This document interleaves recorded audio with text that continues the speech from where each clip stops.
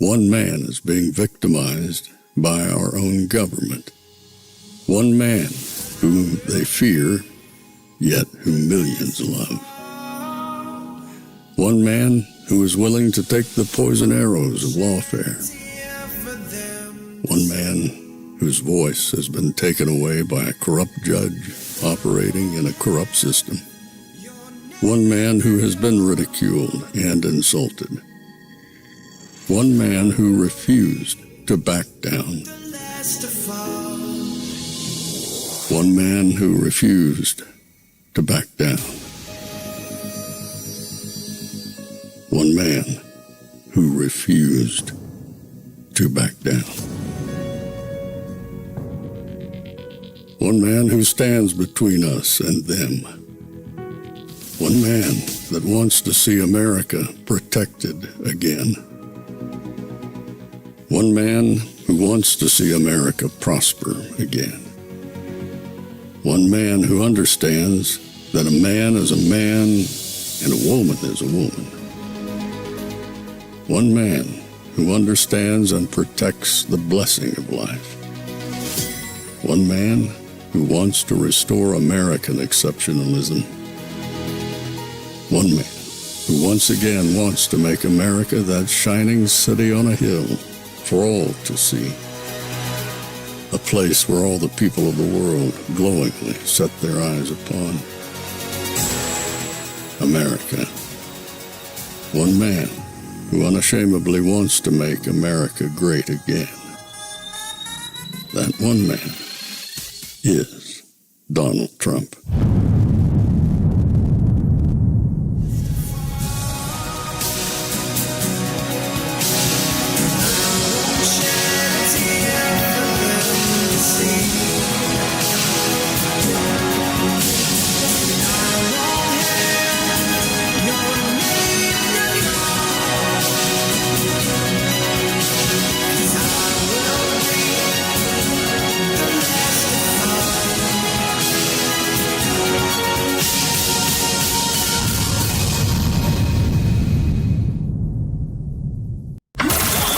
This is Fanfare with Barry Cunningham.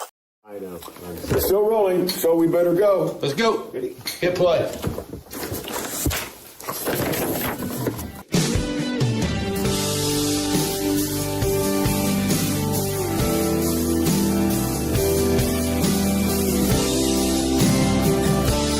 If you saw it, you wish you hadn't. And if you were there, you wish you weren't. The day a single shot rang out and a bullet paused the earth. When they thought it was all over, they were sure we'd give it up. They were wrong. It's so not true. It's up to us. 'Cause we're not through. See what we do with Charlie's words. Charlie's words broke through the barricades. Charlie's words cut through the dark. Charlie's words gave silenced people a purpose and a spark. They spoke of me. They spoke of you. They spoke of them and us and we. Charlie's words gave strength to people to get up on their feet and speak it loud, speak it proud, with the voice God gave to them. I tell you now, before we're through, they've no idea what they've done or what we'll do, me and you, with Charlie's words.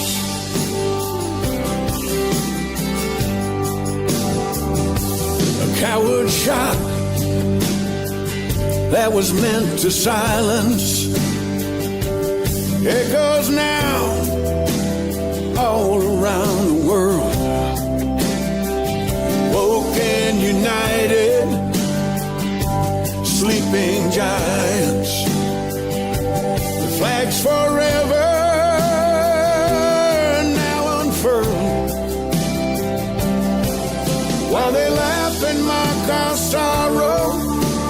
and tears mean we're not tough. All they've done is fuel our fire. We're rising up to call their bluff with Charlie's words. Charlie's words broke through the barricades. Charlie's words cut through the dark. Charlie's words gave silence people a purpose and a spark. They spoke of me, they spoke of you, they spoke of them and us and we. Charlie's words gave strength to people even when they disagree. To speak it loud and speak it proud with the voice God gave to them. I tell you now, before we're through, they've no idea what they've done or what we'll do. Me and you, with Charlie's words.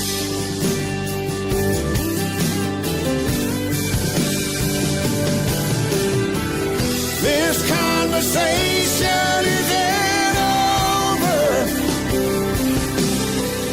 This is a movement, not a trend.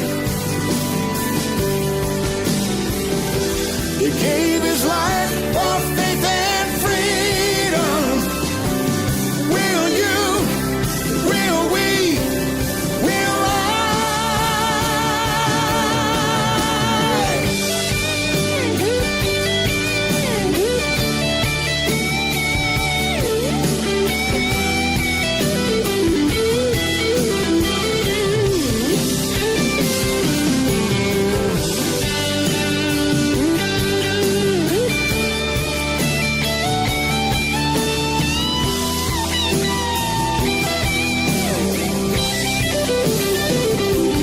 Charlie's words broke through the barricades. Charlie's words cut through the dark. Charlie's words gave silence people a purpose and a spark. They spoke of me, they spoke of you, they spoke of them and us and we.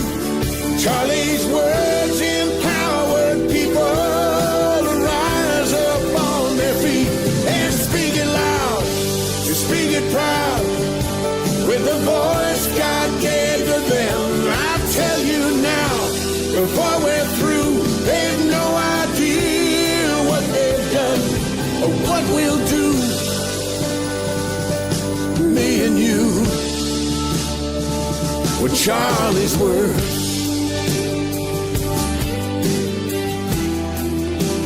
Talking about me and you and Charlie's words. How do you want to be remembered? If I die, I want to be remembered for courage for my faith.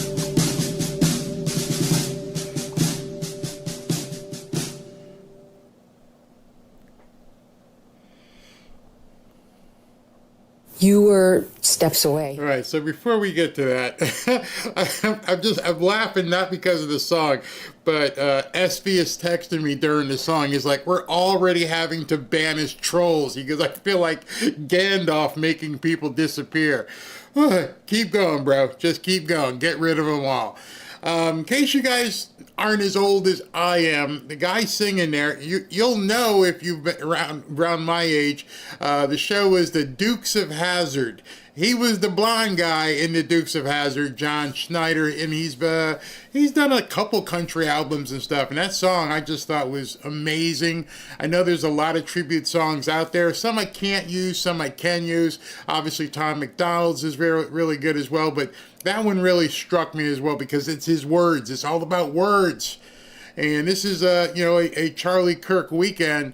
And as the title of the thumbnail said, I'm pretty sure President Trump is going to make sure that this man's death was not in vain.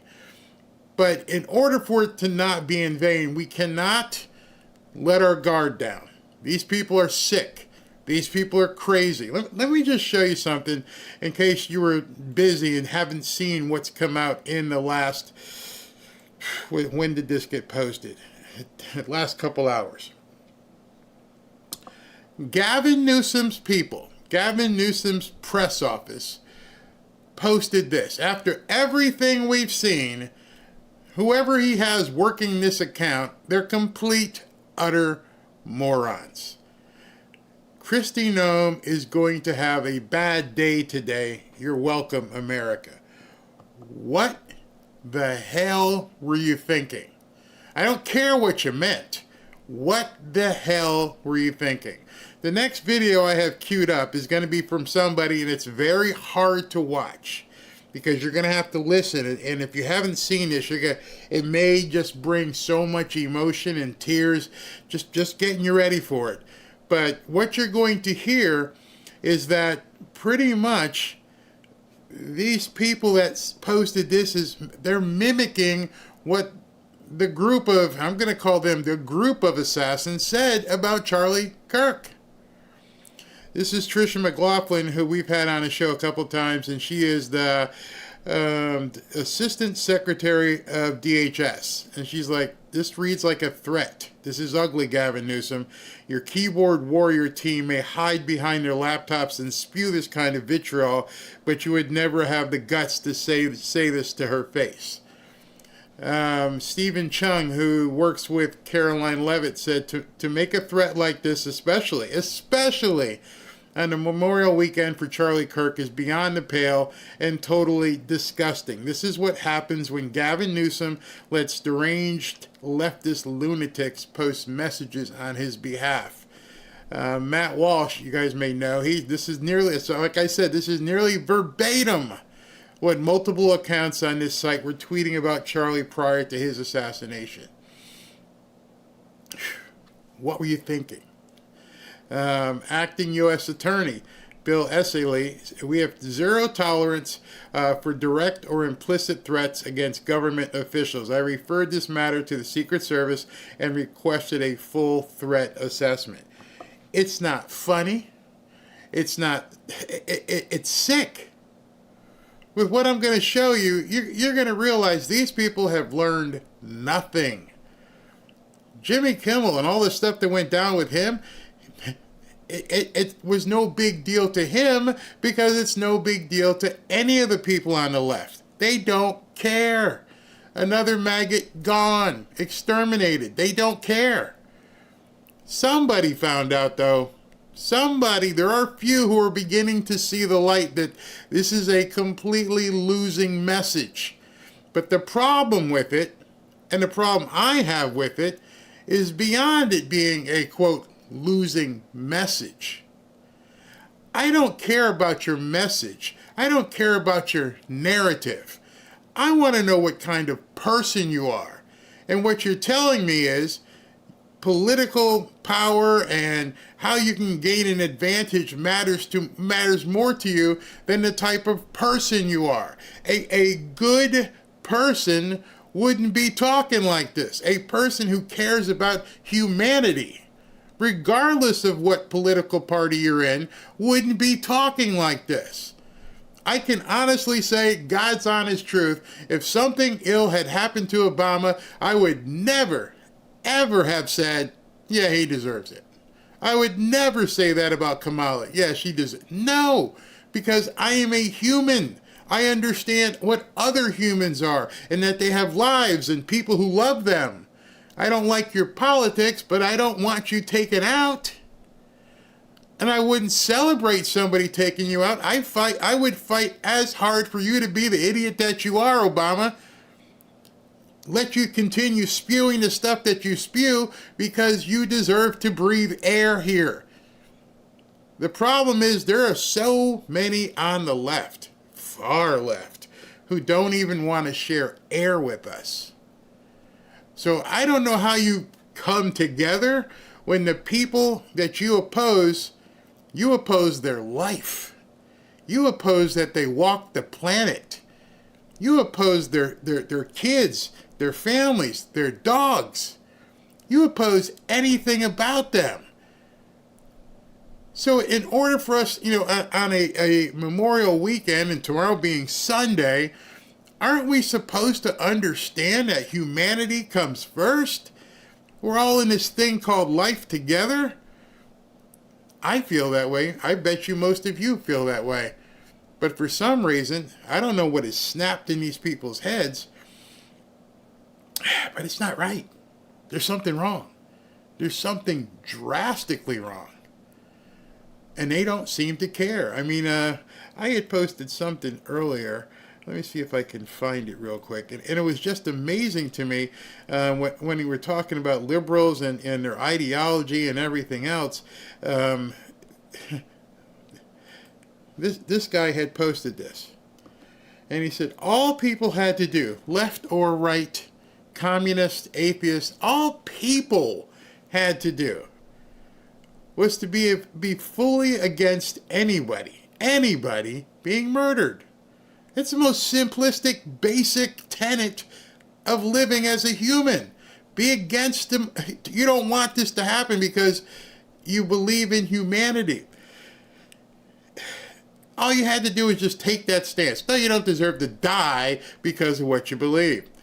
That was a moral test, and it's shocking how many have seemed to fail it. You know, they call us Nazis, fascist, when they don't even understand that the very nature of the person you're calling a Nazi or fascist, if they truly were, you wouldn't be able to say it. I don't think these people put themselves in 1939 Germany and think that, you know what, I can call these people names right to their faces and they won't do anything. They've got comfort, or they've found comfort in their idiocy. They're calling people names, and the very people you're calling names, if they were the people you call them to be, you wouldn't be allowed to say it anymore. You wouldn't be here. So how do you deal with that? Because what you sound like are those people in those Middle East countries who just say, I want you dead. And that's a kind of scary thought at this point. Are we at the point where we have a Middle Eastern type ideology where we don't even want you here? We would rather see all of you just go away, forcefully or otherwise. Because that's where I think we're headed. And as you've seen in those Middle Eastern countries, unity isn't really possible for the most part. Trump is trying his best, but they've been doing things to each other for hundreds of years. And so when people here say, hey, listen, you keep talking about a civil conflict, I'm watching it. I'm watching you not be able to embrace humanity. So if you can't embrace humanity, aren't you indeed telling us that's where we are?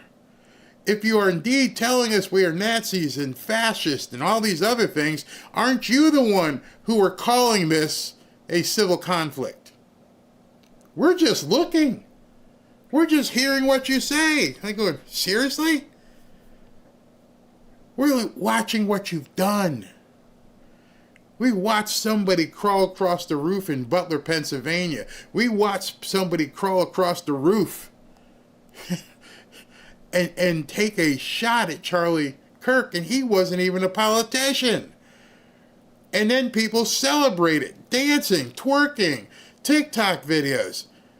You tell me who's the Nazi and who's the fascist. The people grieving and mourning who are praying that things don't go the way they seem, or the ones who are happy that it happened? See, I don't think you all looking in the mirror, and I see a lot of people trying to tamp things down and saying, we're not there yet. Well, what would it take to be there? How many innocent people have to, I don't know, just go away before people start realizing, yeah, I think we might be there? When not even 24 hours after Charlie Kirk was dead, they were dancing. When not even 24 hours after President Trump was shot, oh, damn, he missed. Seriously? That's somebody's grandfather. That's somebody's husband. That's somebody's dad. I don't care. You missed.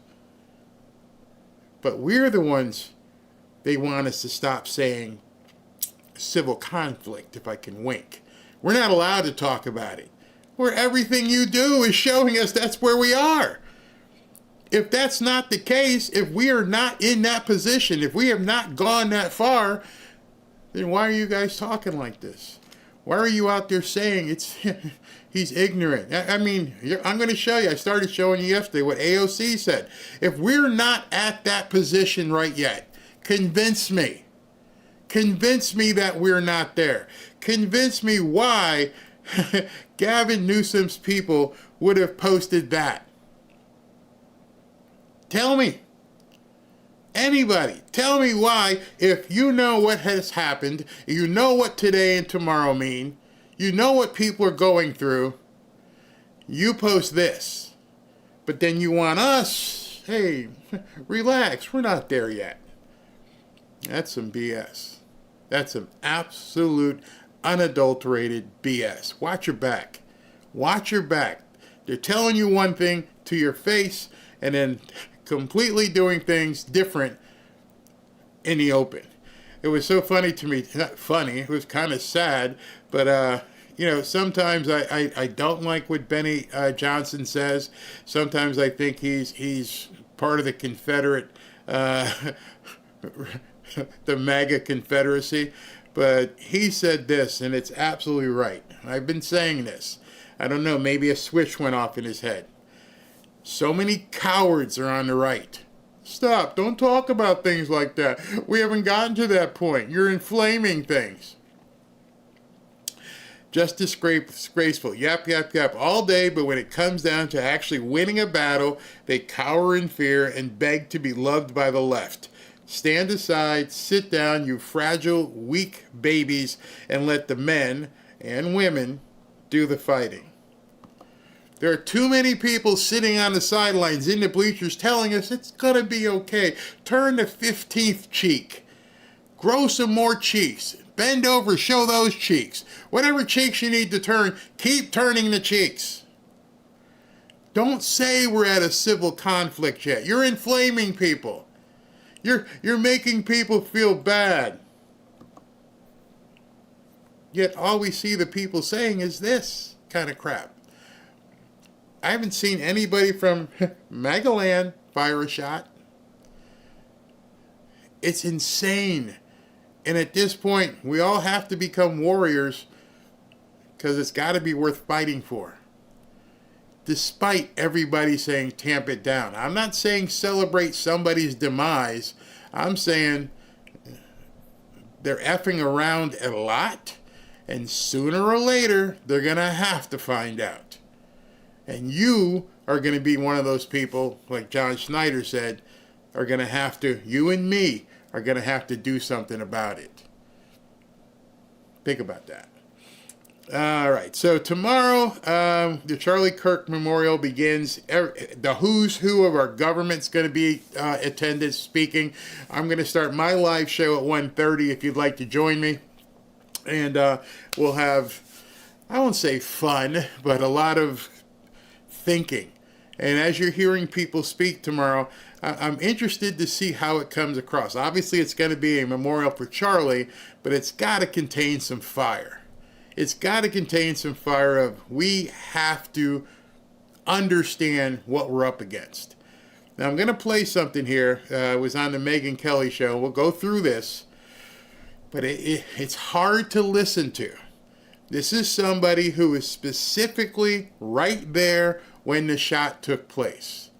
And he's going to speak, not really graphically, but you're going to hear exactly what happened. And he's going to confirm some things many of us saw right away. You'll hear this. So let's just listen to this. In that tent when it happened, did you know in the moment that it was a gunshot? Yes. And I had worried about this, Megyn, even long before this date. And I always said to myself, if I'm ever with Charlie and they take a shot at him, what am I going to do? Because I was in the Navy. In the Navy, you always, as all military, you always have emergency procedures. You think about stuff before it happens, and you decide before it happens. So you don't even have to think when it happens. So when I heard the shot, the first thing I thought was go to Charlie, but his security detail was right there, Megan. And so I took 2 steps toward Charlie. I was maybe 25 feet off his right elbow, sorry. And I started heading toward him, and then the security team was there. And so, okay, we got Charlie. So then I ducked thinking, okay, there's going to be more shots. And they went out one side behind the tent. I went out the other side and started running with them to the car. And we had this SUV lined up, the SUV we took in, the one you just saw in that film clip a couple minutes ago. And they got him on the right side of the car. They opened the back door and kind of drug him in, and I couldn't get in either door, so I popped the gate open and got in the back and climbed over the seat. And so his Justin was driving. Dan, his main security guy, had the GPS in the passenger seat. Rick, right to my left, was on the head side of Charlie. He was dragging him across the seat. And Brian was in to my right where the door was. And Charlie, as you know, Megan, 6'4", so too tall. We couldn't close the door. Just go, let's go. So we just started driving, and it's not an emergency vehicle. There's no sirens, there's no lights. We're just beeping the horn. And I don't know how Brian stayed in the car, because we're just yanking and banking trying to get to this hospital that's like a little over 4 miles away. And as we're heading there, maybe halfway there, there's an ambulance coming toward us, going toward the venue. And we're should we stop? No, just keep going. Just the doctor later said that was the right thing to do. And we're trying to stop the bleeding. And I said, we got to start CPR. I'm looking down at Charlie. I mean, he's a foot from me. His face is a foot from me. And his eyes are fixed, Megan. He's not looking at me. He's looking into eternity. He was already with Jesus. Absent from the body, present with the Lord, says the New Testament. So that guy, the guy who's talking is Dr. Frank Turek, and obviously he was right there. He was very close to Charlie Kirk, and he just confirmed what many of us had seen once we saw that shot, once we saw the impact, once we saw the left side of his neck blow out. He was done. He was basically DOA. They tried everything they could do, and obviously it was just too much. And, but we had to start CPR anyway, so we did. I just started pounding on him, trying to get him to respond. Couldn't do it. Got to the hospital and just ran him right in through the emergency room, and they had a team there, and they started pounding on him and started putting blood in him, and they did get a pulse, but later the doctor said that's just because he was healthy. But the shot was catastrophic. Let me just put it that way. We couldn't have done anything. He died instantly. First aid there. He was killed instantly. The only comfort is that he didn't experience any pain, according to the doctor. He was just taken out.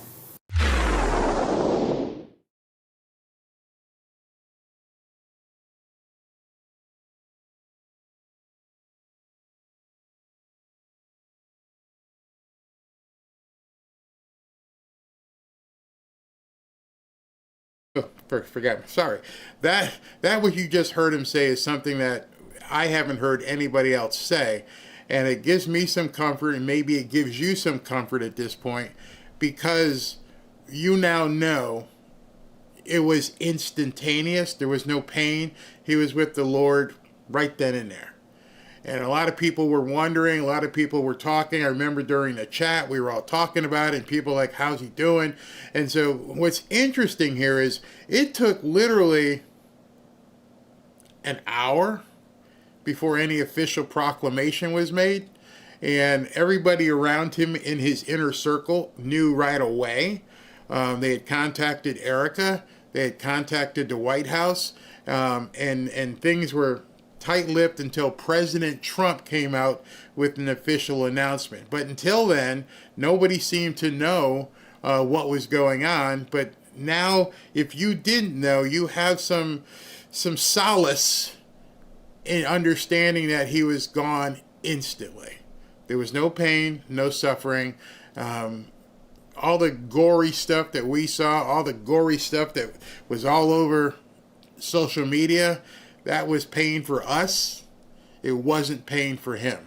I mean, he obviously felt a flick, probably, just something happened, but then he was gone. So hopefully that makes you feel a little bit better that he didn't suffer. What did the doctor say when he came out? What did the doctor say when he came out? Well, there was one doctor that basically said, okay, we have a pulse. So we're all praying out loud. We're like, come on, Lord, come on. Give us a sliver of hope here. And we're praying out loud in the car on the way there. And then they brought him into surgery. And about, I'd say a half hour later, the head surgeon came out and said he's dead. And that's when the great Mikey McCoy showed up. Actually, he was there just before that happened. And 23 years old, he's calling the vice president. He's calling Erica. He's sending a plane to get Erica. He's talking. He's asking the doctor real hard questions. He's shaking a little bit, but he knows what he needs to do. He said, Charlie would want me to do this. And he just took over. I couldn't be more proud of that man. Love that man. 23 years old. Very impressive guy. We spent some time with him yesterday in the audience, got to meet him on the show. I've been wondering since last Wednesday, how are the guards? Do you know? They must be so shaken up. Yeah, that whole day I just kept going, hugging him, saying, this is not your fault. I'm telling you, Megan, any one of those guys would have taken a bullet for Charlie. They loved him. They would have. And they're professionals. Most of them have military background or a law enforcement background. They would have died for Charlie like Jesus died for us.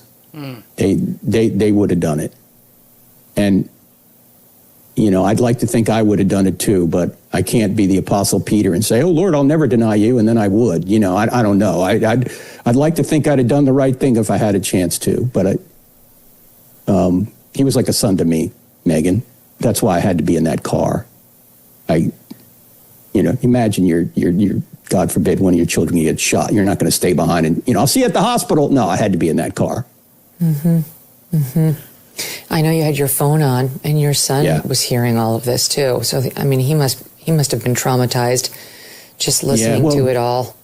Yeah, it was my son and daughter-in-law. He's 35 years old, and I was FaceTiming them because they love Charlie. And I was just, first I was FaceTiming my wife, and then I said, let me call Spencer. And so I started FaceTiming him. During the event? During the event, yeah, both during the event. And then when the shot rang out, I just, as I say, started heading toward the car, and I just put the phone in my back pocket. I didn't turn it off. I just, instinctively. And by the time I got to the hotel, I pulled it out. They were still there. So they heard the whole thing. Do you know why the roofs of the buildings were not protected? I wish I knew, Megan. I wish I knew. Now I want to stop there because I've done security. I don't understand this one question nobody has answered as of yet. The guy who went up in Butler, got up on the roof, crawled across the roof, did what he tried to do.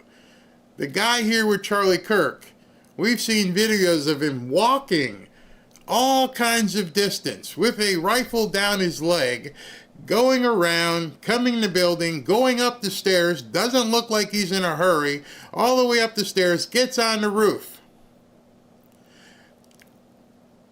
How did either one of those people know there would be no security up there? You see, if you were going to do something like this, you're going to rob a bank or something, you're casing the situation out, and you're making sure that, I have an escape route, here's what I'm going to do, we're going to go into the bank, all these things you're planning out. These people supposedly were not assets. But yet, just goes to the venue, somehow walks up the stairs, gets on the roof. How did he know there wouldn't be anybody up there? What would he have done if he got up there and somebody was standing up there? The calmness and the methodical methodology of how he put this together is a question I would have anybody who is involved in law enforcement. How did he know there wouldn't be anybody up there? And think of it this way too. After what we saw with President Trump, you would think if you're a bad guy, I can't do this, because if I do this, there's probably going to be somebody up on the roof after what we saw in Butler, right? There's got to be some security on the roof. How did he know there would be nobody up there? Did he just get lucky? I mean, if all this stuff is going around the internet and they're saying, hey, we're going to do this, I'm going to do that, and whatever it was, nobody's answered that question yet. How did he know there would be no security on the roof? And if there was security on the roof, was he planning a secret location? Was there somebody else somewhere in case this guy couldn't get on the roof? We all know he's on the roof. They got pictures of him on the roof. But nobody asked the question, how did he know the roof would be unprotected? At least they're not telling us. Understand it, that was the university police's role. That's my understanding too. This is Butler, PA all over again, isn't it? Yep. What's... There does need to be a real investigation as to why they weren't patrolling that roof. Okay, so let me just tell you, if you're anybody who about to go speaking somewhere right now of any MAGA importance or influence, and it doesn't really have to be a whole lot of influence, first and foremost, tell your security, check the perimeter and the roof.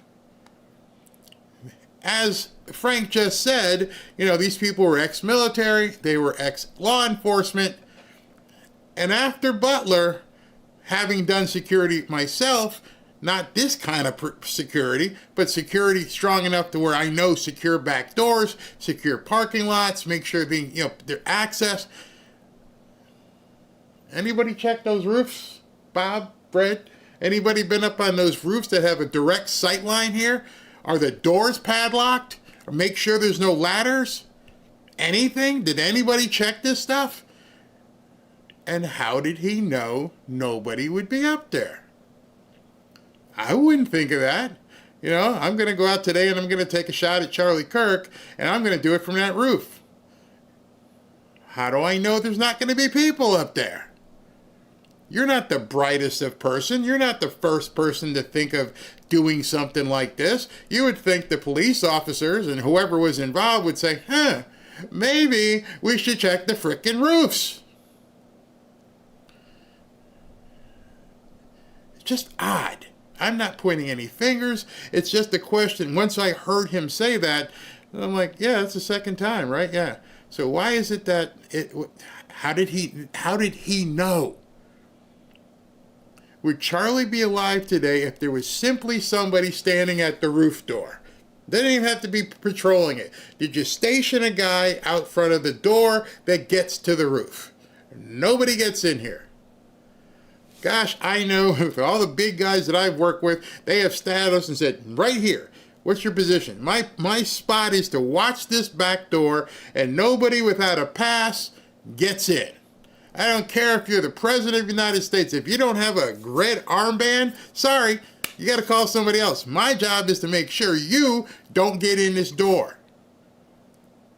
Any of you guys who've ever done security, you know the same thing. It's very simple. Okay, you're going to take that perimeter. You're going to be there. You're going to go over here. You're going to go over here. Y'all got radios, right? Yeah. Well, I got some guy back here at the back gate said he knows Fred.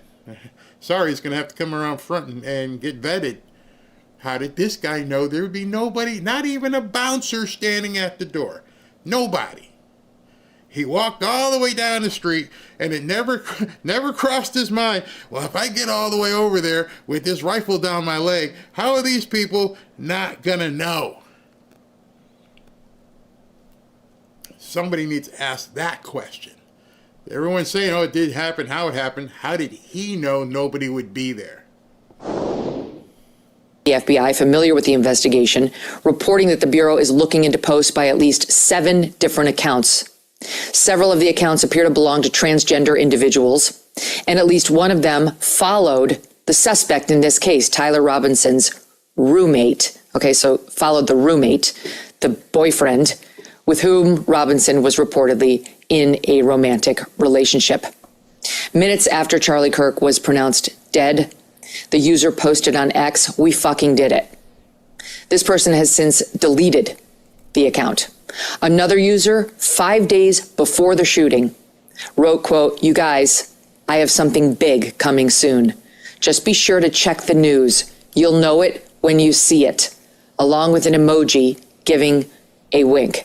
I have something big coming soon. Just be sure to check the news. You'll know it when you see it. 5 days before the assassination. Then on Wednesday, after the shooting, this same account writes, quote, "Well, that's that." And another chud bites the dust. Chud, apparently a slang derogatory term for right-wingers. This user has also deleted the account. The Free Beacon also reporting a TikTok account by an individual who appears to be transgender, writing, quote, "Charles James Kirk does not know what's coming tomorrow. This isn't a threat. It's a promise." So how did all these people know this? Did they just get lucky? They just stumbled upon, they just had a feeling something was going to happen to Charlie and they all wrote it and they have links to the trans community? Wow, that's quite a coincidence. And there's new information regarding Tyler Robinson, the suspect, as well. As I mentioned above, he was in a romantic relationship with his roommate, who's a biological man pretending that he can become a female and in the process of that, quote, transition. This news was confirmed to Axios by 6 sources. And not just that, but as we reported in our own AM update this morning, Tyler Robinson himself appears to have a link to so-called furry culture and a website to this culture, which is linked to the trans community and which involves people dressing up like animals and getting some sort of sexual fetish out of it.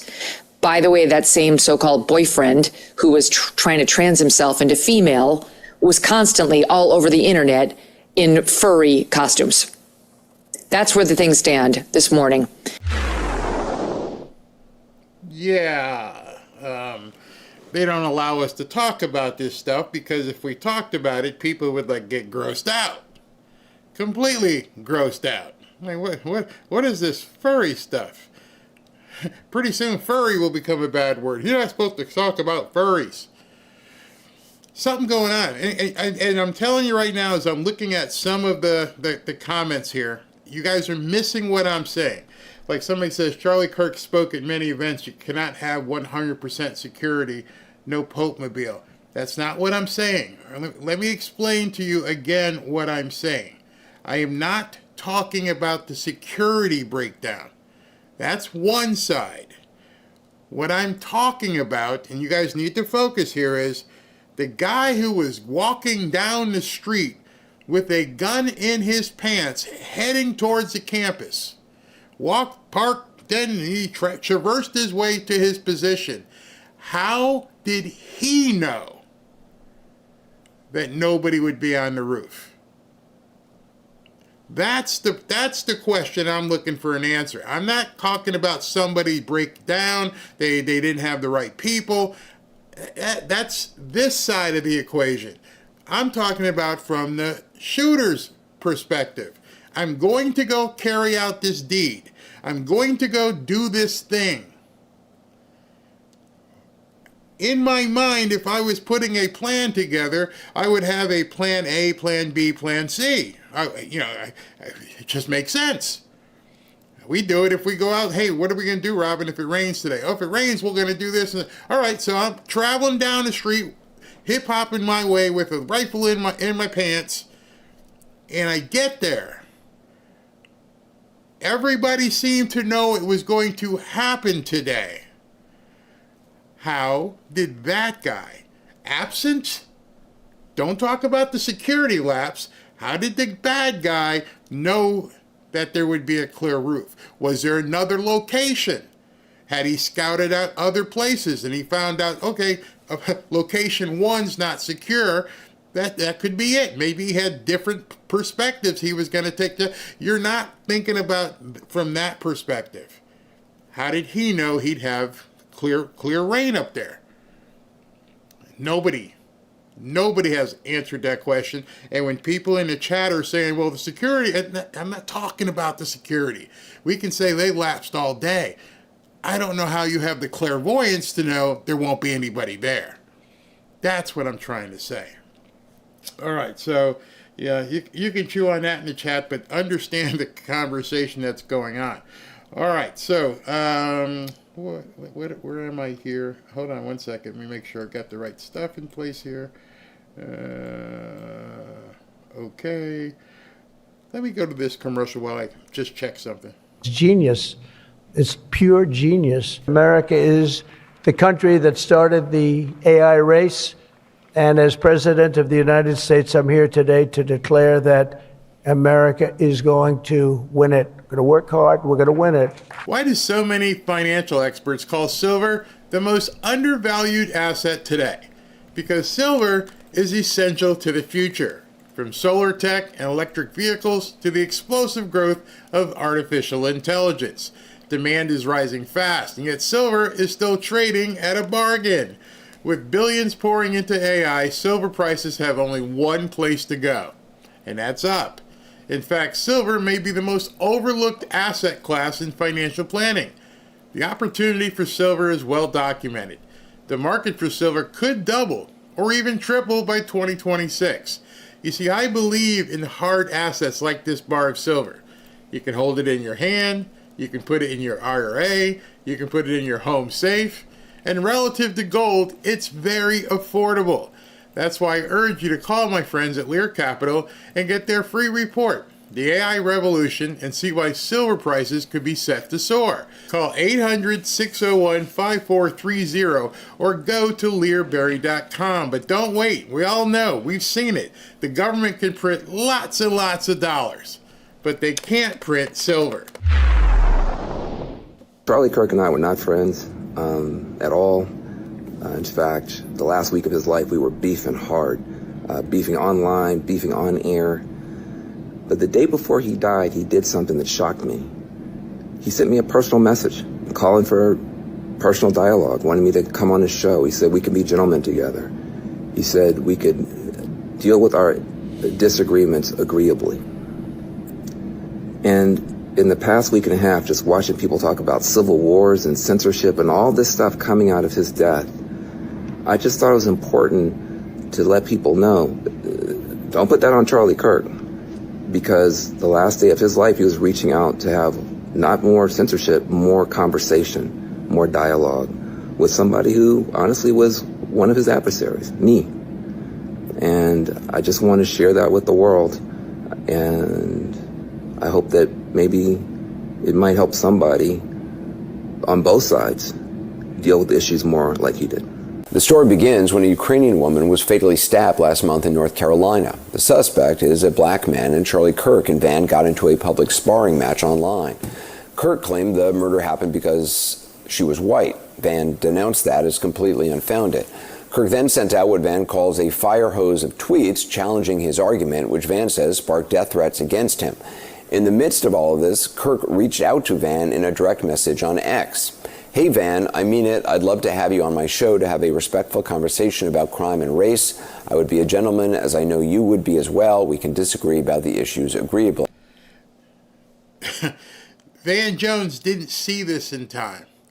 One of his social media people or whatever said, hey, listen, yesterday he reached out to you.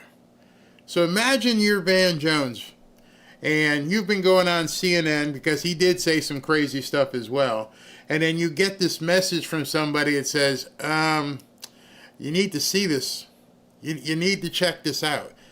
And then he's like, what? What do I need to check out? Well, it's seemingly from the grave that Charlie reached out to you and said, can we talk? Hey, Van, I mean it. I'd love to have you on my show. Have a respectful conversation about crime and race. I would be a gentleman, as you know I would be. We can disagree about the issues agreeably. The day before he was killed, he reached out to the left. While all the screaming was going on about what was going on in Charlotte and how that guy did that to that young little woman and how nobody helped her and how Charlie felt a certain way and people were screaming at Charlie, behind the scenes, he's like, hey, Van, you want to talk? And Van didn't answer. And then he found out after Charlie had been killed, the dude reached out to me. And if that's not God going, hey, man, I got to tell you something. He's not a bad guy. You need to tell all your other CNN buddies, he's not a bad guy. That would make, just imagine, if you thought somebody was an adversary and you wish them, he's ignorant, he's racist, and then you get that or a direct message.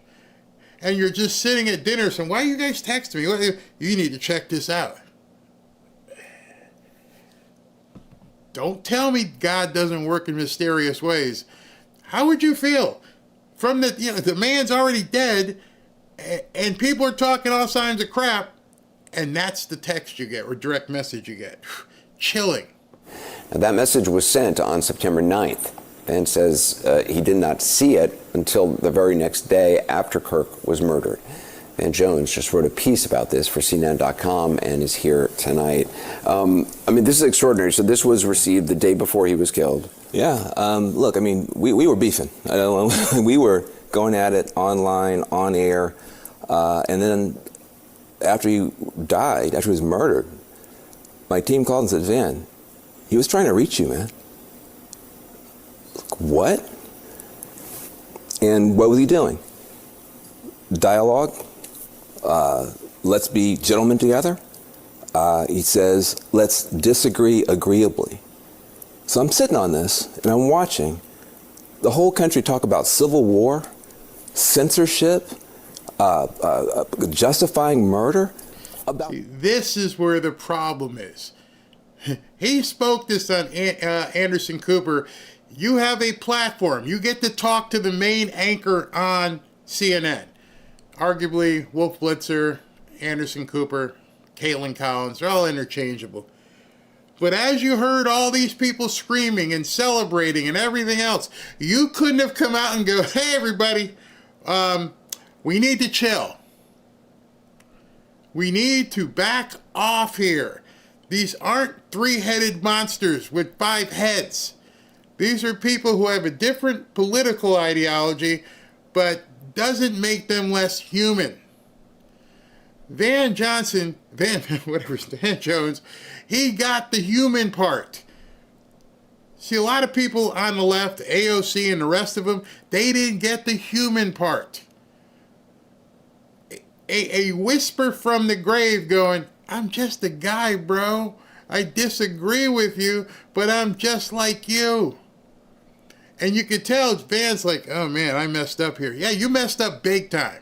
And you're still messing up because now that you've had the chance to read this and understand this guy was reaching out to you, you need to tell everybody. Tomorrow, Sunday, well, I'm sure, I don't know if CNN will be covering the memorial service, but that should be a lead story. Charlie reached out to Van before he was killed, and Van didn't see it until after he was gone. This guy? This guy is reaching out to his mortal enemy saying we need to be gentlemen, sit down together and disagree agreeably. And the next day he's killed. And I've sat on it long enough, and I just said, you know what? We're going to Memorial Weekend for this man. We disagree. Everybody knows we were not friends, okay, at all. But you praise the good when it's time to memorialize somebody. And what he did, and I didn't even know it, was good. He was not for censorship. He was not for civil war. He was not for violence. He was for dialogue, open debate and dialogue, even with me. Even with me.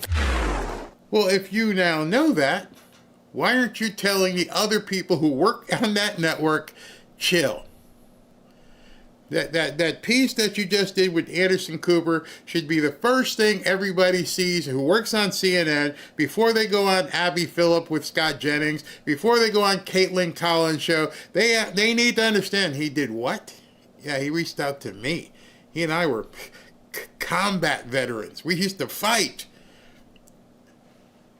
So if there's hope, if there's an ability for him to reach across the aisle and say, hey, Van, you want to talk? And you missed it. You missed your opportunity. Now, just imagine that. He now has to live with that the rest of his life. Think about that. And what that could do and change him. I've seen some of the comments, people like, oh, Van's a piece of crap and everything else.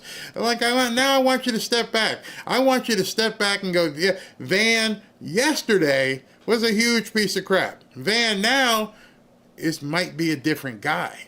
Van now might be, man, I feel like somebody slapped me upside the head. I really feel like somebody was trying to tell me something. Now, don't judge Van by Van of September 18th.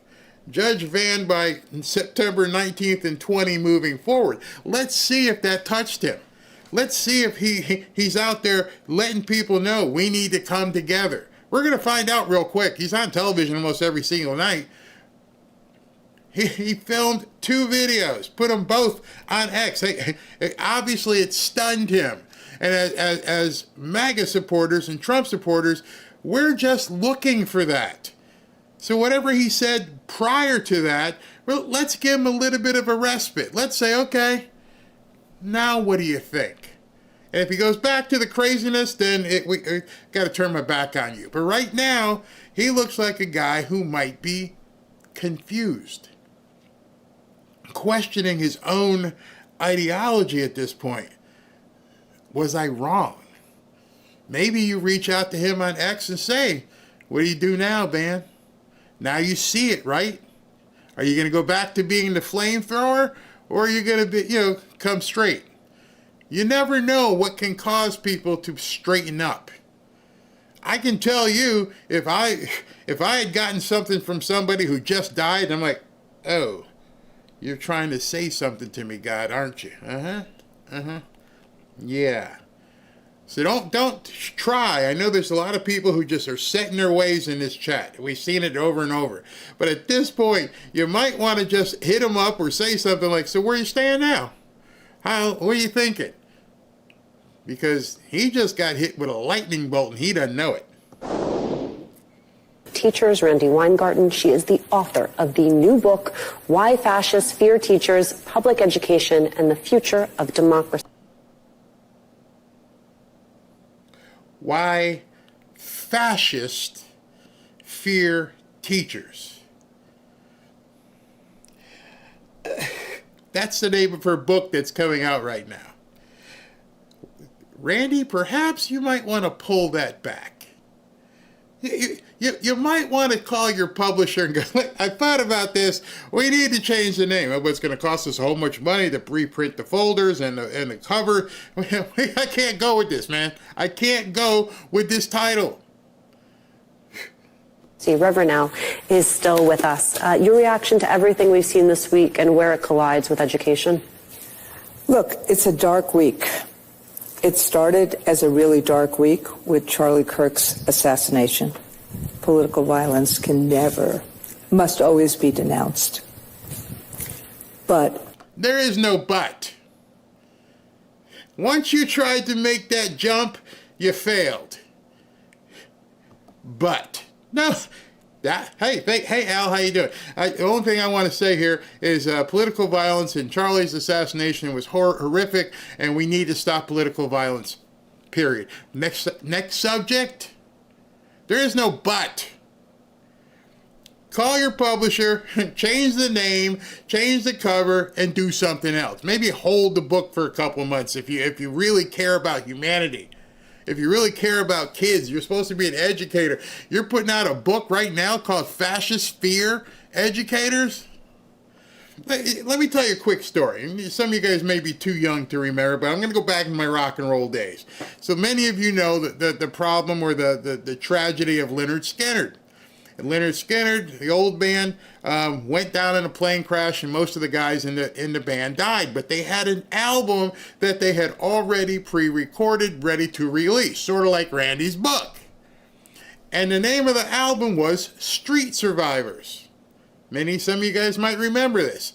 And the original album cover, which you probably can't find now, was the band walking in front of flame. And people like, didn't they just go down in a ball of flames? Yeah. How about we just change that album cover? And that was the album that had, ooh, that smell. I mean, it was a great album. But the original album cover had the band standing in front of flames. And they had just died in a flaming airplane crash. And at least the record company said, Ixnay, man, pull that. We got to change the cover. Randy, you need to change your cover. I know you already wrote the book. I know it's probably hellacious, but at very minimum, change the wording of the title too. It also continued because of the weaponization and the exploitation of what happened after. Wait a second. She's talking about exploitation, and the name of your damn book is Fascist Fear Educators. What is wrong with these people? Words in the United States. We need to come together in times like this, and instead, what looks like we are cracking apart. You're selling a book that calls people fascist. I can't believe you have the audacity to sit on a network television show that we need to come together, we need to stop this, but please buy my book that says fascists suck. Okay, thank you. Yeah, I'll be here all day. Seriously, Randy? And the people, and I say this a lot in this book, the title is a warning. I just think it was the video. The title is a warning. Oh, thank you. That we fascists over here need to be understanding. We need to fear the teachers. Wow. Optics much? You were in charge of teaching kids, and you write a book about fascists should fear them. Who are you warning? I mean, have you talked to, I don't know, maybe part of that warning is you talked to Gavin Newsom. Who are you warning? We just saw one of our brightest minds get taken out, and you're telling us your book is called Fascist Fear Educators, and it's a warning. Oh, okay. Just so we know. Speaking of idiots. Where it called him Dr. Frankenstein and said his monster shot him through the neck. I mean, obviously this is a person, and looking at this is someone who was a husband and a father, and in the days after his shocking death, that happened as a result of his views, or it happened as a result as he was sharing his views publicly with people, that people found it jarring to hear such criticism of that in the immediate aftermath of someone's death. You see, Caitlin's trying to get her, hey, our comrade Van Jones just got some enlightenment, and so you said some pretty incendiary things, or sounds like crazy people, and so maybe I'm going to give you a chance on my show to understand this guy was just horrifically killed, and you might not want to sound like a stark raving Somalian idiot. Here's your shot. Jarring is that there are so many people willing to excuse the most reprehensible things that he said, that they agree with that they're Look at Caitlin's face. She might as well be going, oh no, you just didn't say that, did you? Did you not put all the makeup? By the way, isn't makeup against the rules of the people who wear burqas and stuff? But anyway, you brought her on the show and you just realized, oh my God, what did I just do? This woman has no idea on how to be courteous, how to be respectful. She is scum personified. Willing to have monuments for him, that they want to create a day to honor him, and that they want to produce resolutions in the House of Congress honoring his life and legacy. It is one thing to care about his life, because obviously so many people loved him, including his children and wife. But I am not going to sit here and be judged for not wanting to honor any legacy this man has left behind. That should. As you're watching this, you guys know she's a sitting member of Congress. She's personifying why we will never come back together. Even if Caitlin and Van Jones and Anderson Cooper, all of them understand humanity, this person doesn't even understand humanity. You don't have anything to say anything good to say after somebody was assassinated.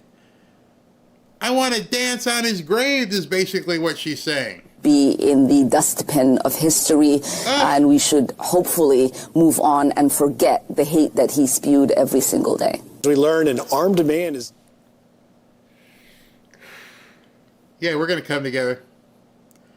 Even though some Democrats realize it, there are so many people on the fringe who don't understand how bad this really is. So, breaking news, everybody was posting about it. SV hit me up. In the wake of all of this stuff that has happened, Charlotte, Charlie, the craziness of Ilhan Omar, you're thinking these people are going to come back to their senses? No, not at all. Now in custody after entering the memorial site posing as a law enforcement officer.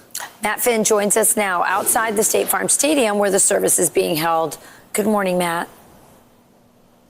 Hi, Rachel. It is a calm, beautiful morning here on the ground right now. It, of course, will be a much different scene at this hour tomorrow, where we expect thousands of people across the country, maybe even the world, to arrive here at State Farm Stadium. They're going to be greeted by intense federal and local security, obviously sweeping for not just the president, but a long list of VIPs. But ahead of tomorrow morning's memorial for Charlie Kirk, the Secret Service says a suspicious man with a gun and a knife was taken into custody yesterday after he was found inside State Farm Stadium, according to the Washington. A gun and a knife dressed as a cop inside the venue. What in the hell are these people thinking? How can you continue to talk the way that you do on television when you know that there's some crazies out there? This guy went as far as to find a Arizona police officer's uniform, get a knife and a gun, and get inside the building. And yet we got other people telling us out here, well, don't talk about civil conflict because, it's just too, incendiary. It's too bad. I'm like, the dude just got killed. They're having a memorial ceremony and they're trying to infiltrate that. Post.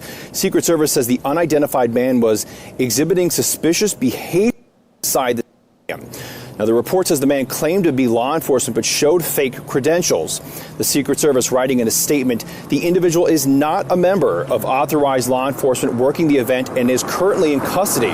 The U.S. Secret Service and local law enforcement are investigating the circumstances as to why he was at the location.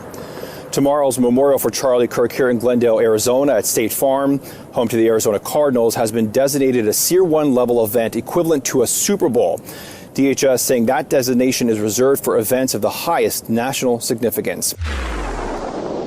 All right, so here's the guy. Thanks, SV. The man arrested by Secret Service. Now understand this. Look at him. This was the guy and a police officer. So he walked up and said, yeah, I'm with the Arizona police here. I'm like, wait, no, you don't look like no cop I've ever seen in my life. You were easy to spot. That's how you know that's how you can tell he was a lunatic and not some organized asset, because any organized asset would know, don't go looking like that. Shave, cut your hair, and try to look like you. Oh my goodness. The man arrested by Secret Service at the site of Charlie Kirk's memorial with a gun and a knife has been identified as Joshua Runkles, 42.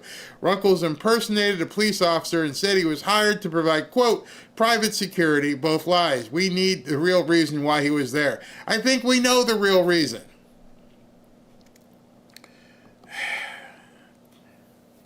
I have no words. I have no words. In addition, this is what's happening at the venue right now. Massive, non-scalable fencing is going up around the site of the memorial, where 100,000 people are expected. It's basically a Super Bowl. Secret Service is sparing no expense to make sure this memorial is safe and free of leftist violence. Yeah, they want to come together, huh? Yeah, don't talk about civil conflict. Got you. All this stuff, right? Yeah, okay. Oh, man, what's going on? We just had a mass thing happen in Shreveport, Louisiana, and at this point, 8 people have been shot, 2 are dead. Not sure anything about it yet, but we will see what happened. That's just some breaking news. Then we've got this one. It's been 24 hours since the man who tried to take out Brett Kavanaugh publicly identified himself as a woman, and Wikipedia has already rewritten the story. They are going to stop at nothing. And at the same time telling us we're the wrong people. Here's what Wikipedia said. Sophie Roski, formalist Nicholas Roski, traveled to the home, plans to break into Kavanaugh's home, kill him, and then kill herself. After arriving at Kavanaugh's residence, Roski called the police on herself and was arrested. What are we supposed to do? What are we supposed to do with these people? It just doesn't end. Doesn't at all end. And then you get people like Ilhan Omar talking all kinds of crap. All right, let me move into what I started yesterday before President Trump came on. Well, we just got some breaking news here, Chad, that Hakeem Jeffries, the leader of the Democrats, the House Democrats, just voted yes. He's a yes on honoring Charlie Kirk, and AOC just voted no. So there is the divide right there within the Democratic Party on a resolution that really should be bringing everyone together. Thank you, Chad Pergram, live on the Hill for us with that breaking news. Let's bring in Shannon Bream now. Give us your take on, this is a resolution that is very simple. On this vote, very easy to understand, and there it is. It's final now. Let's listen in. Voting present are 38. The resolution is adopted. Without objection, a motion to reconsider is laid on the table. There it is. It has passed in the House, this resolution to honor Charlie Kirk. Shannon, your takeaway on this divide we're looking at right now on the House floor, where Democrats couldn't move themselves to vote yes on this. Well, and you've got several of them out there that are publicly saying that they think of Charlie's legacy as something much different than Republicans do. We talked about this with the speaker on Fox News Sunday, and some comments from Congresswoman Ilhan Omar, who has said, you want to call people's bleep out on this. They're trying to rewrite his legacy and calling him a hateful person. Republicans will say, go watch his clips, the things he's being accused of, racism and bigotry and these other things. You'll see that melt away if you watch the conversations he had with people. They were uncomfortable, they were difficult, but he was laughing, he would hug people. They feel like he's been mischaracterized, and so for that respect, they say this is a resolution that everyone should be able to vote for. But you mentioned some of the key players like AOC, for example, we talked earlier about her potentially running in 28 or running for the Senate or running for the White House. So the party very much has to decide what it is moving forward. Is it more progressive?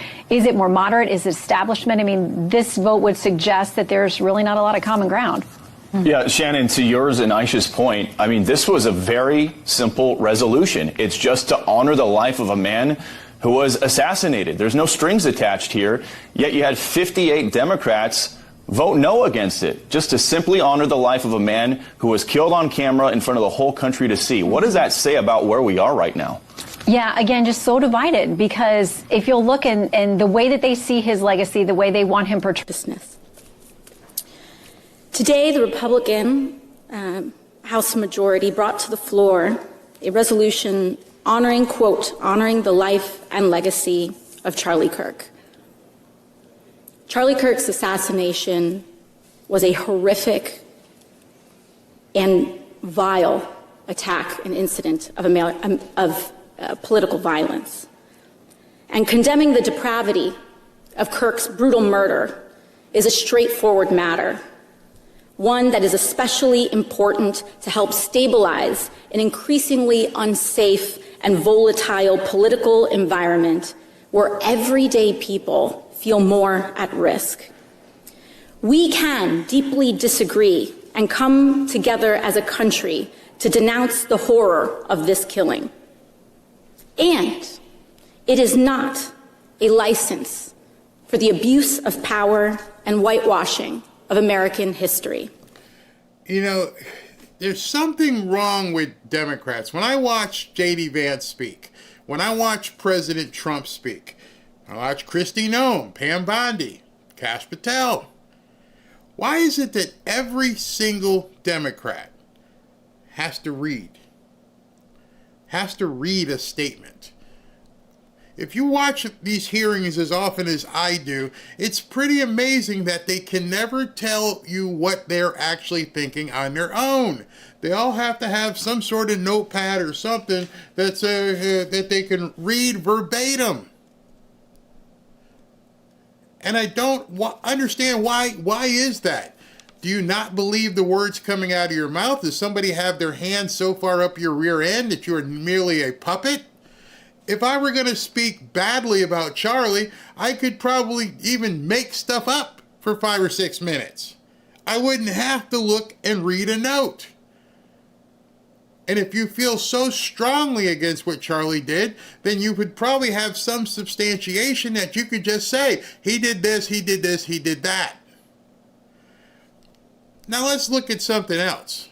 When Sir George Floyd died, oh my gosh, he was such a good guy.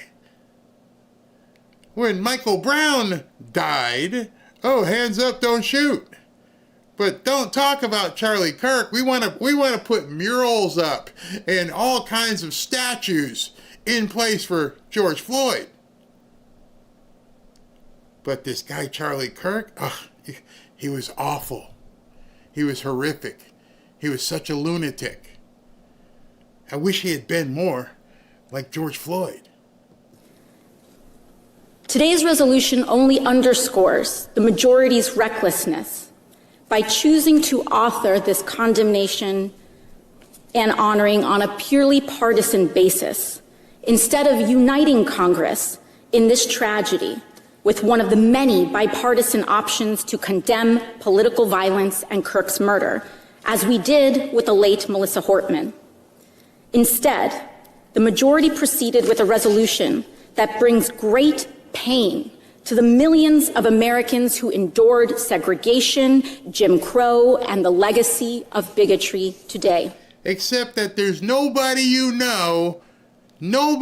you know, who endured anything about Jim Crow or segregation. See, that was the part I was like, wait a second. Brings awful pain to the people who endured. Who do you know endured that? Who do you know can't go to a white school? Wait a minute, there is no white school. Who do you know can't go to the school they want to go to? Who do you know can't sit in the bus wherever they want to sit? Who do you know can't get on a train and sit where they want to sit on a train? And if you can afford the ticket on an airplane, who do you know can't sit in that seat? What segregation?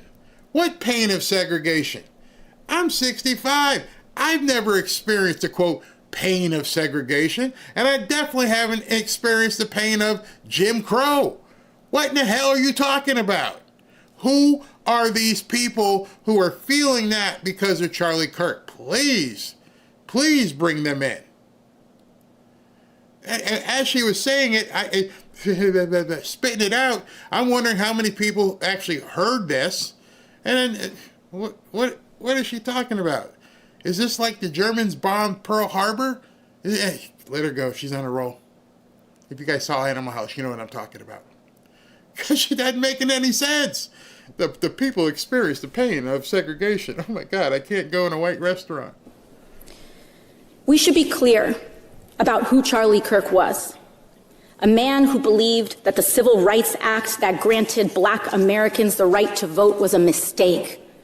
Who, after the violent attack on Paul Pelosi, claimed that, quote, some amazing patriot, unquote, should bail out his brutal assailant. And see, now you know, they have no idea what humor means. He made fun of Paul Pelosi, and he said something about the Civil Rights Act. I bet his black friends have a problem. Accused Jews of controlling, quote, not just the colleges. It's the nonprofits, it's the movies, it's Hollywood, it's all of it, unquote. His rhetoric and beliefs were ignorant, uneducated, and sought to disenfranchise millions of Americans. Uneducated.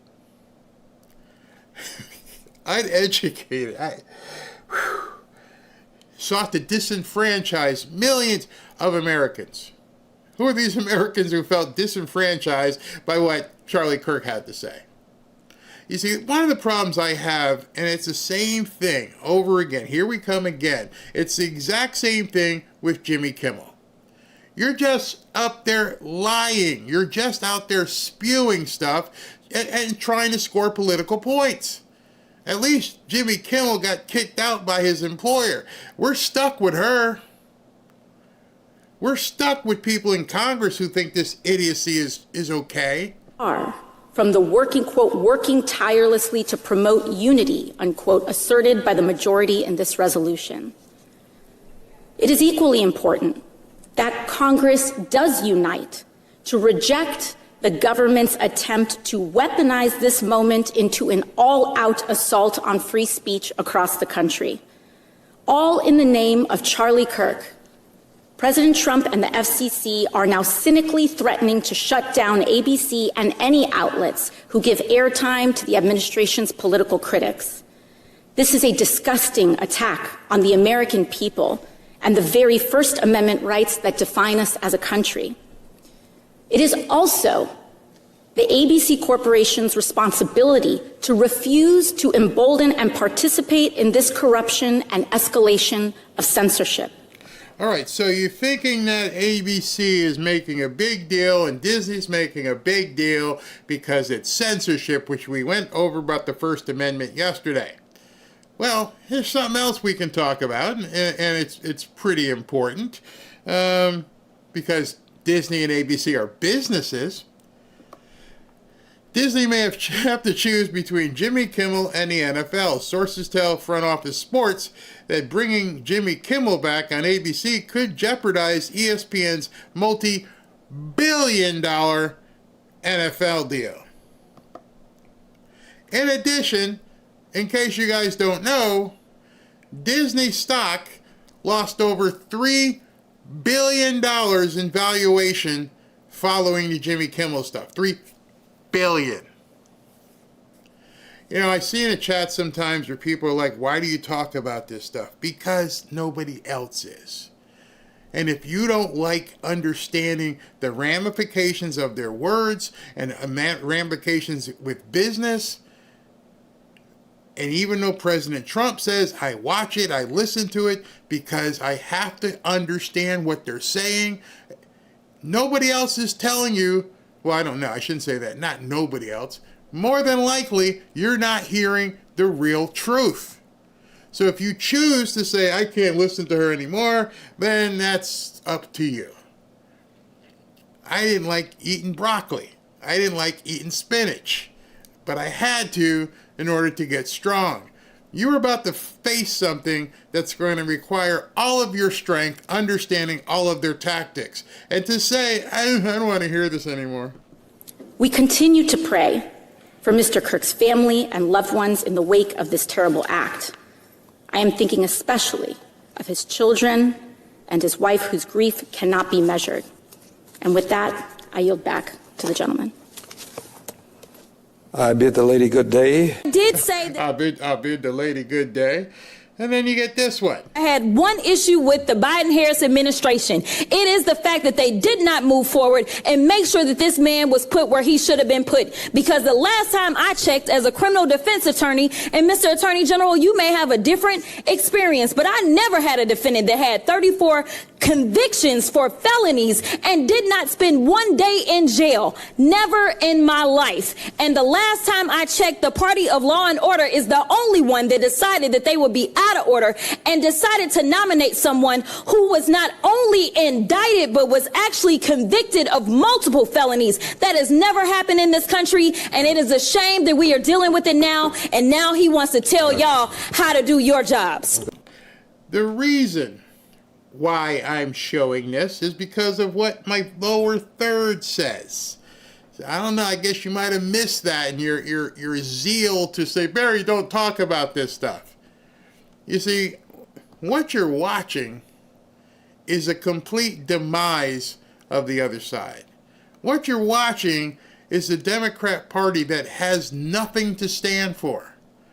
This stuff that just happened just after arguably one of the biggest conservative events in our lifetime.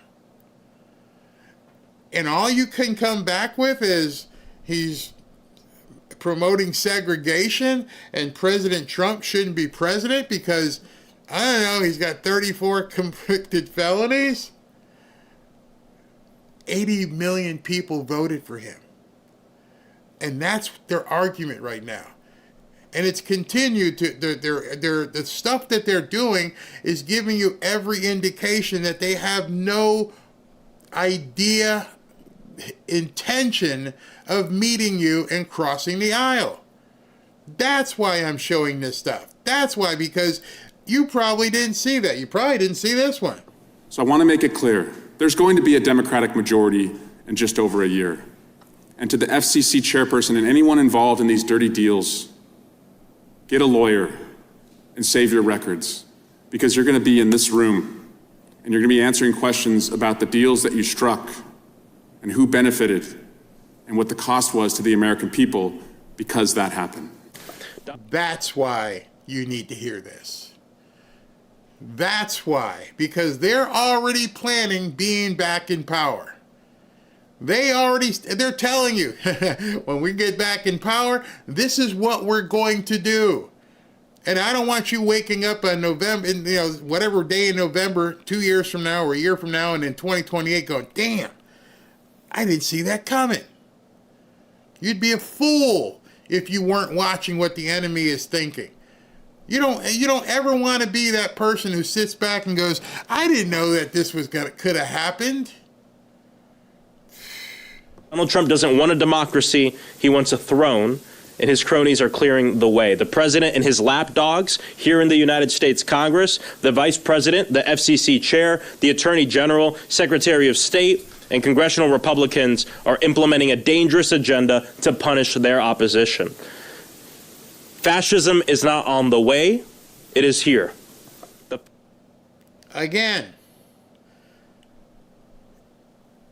Little over a week ago, 10 days, Charlie Kirk was killed. Tomorrow is going to be a memorial. Every part of the administration is involved in some way, shape, or form with this memorial celebration. And he's not even, well, he may be already put down, but they're the same rhetoric that probably got Charlie killed. They didn't even pump the brakes. They didn't even slow down.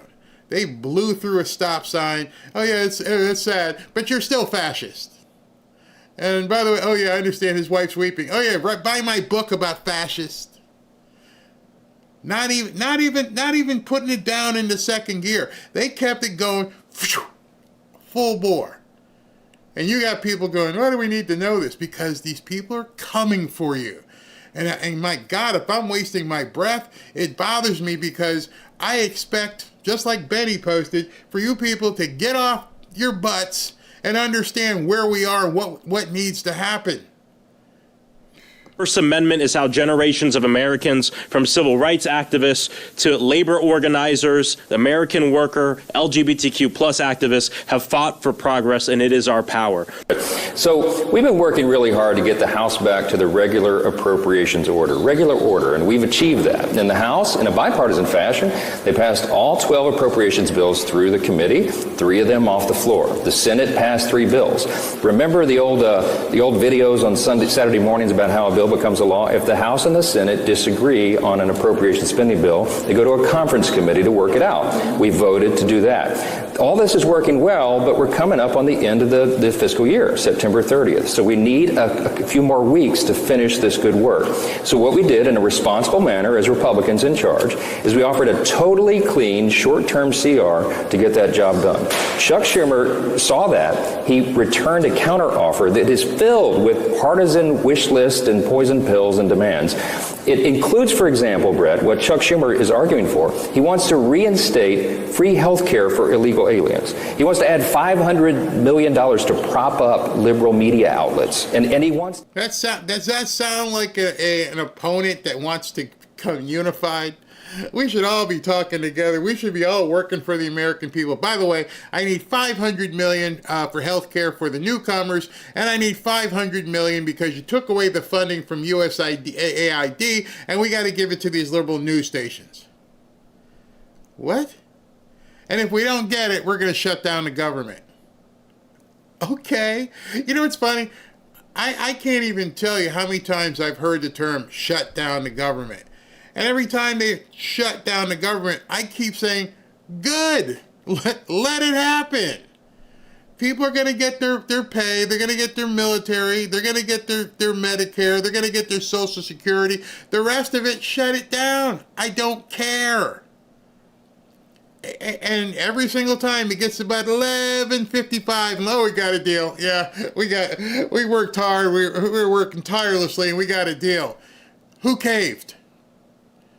This time, you just got done killing Charlie Kirk. Draw that line in the sand, pour some cement in it, and say, we're not going to give an inch. Find someplace to put Thomas Massey and Rand Paul, lock them in a closet. I don't care what you got to do. We're not giving an inch. Barry, why do you talk about the left? Because this is where we are. After everything that you just saw, after everything that pissed you off, you're like, I don't want to hear it. They want to rub your face in it. They want to take you by the back of the neck and say, give me $500 million for liberal media and give me $500 million for newcomers so they can get free health care. Otherwise, we're going to shut down the government. So now you know that people who hate your guts are holding the government hostage to take your money. They don't hate you enough to take your money. Oh, Charlie Kirk? Yeah. We don't care about that. He's messed with segregation and Jim Crow and all that. Screw him. Give me your money, though. And so what you need to do is to make sure all these Republicans know, stand firm. Don't give them crap. That's why you need to know, because they're all still saying we're going to change this when we get in power, and you bunch of fascists. Now, okay, how many people you lent money to that gave you the middle finger?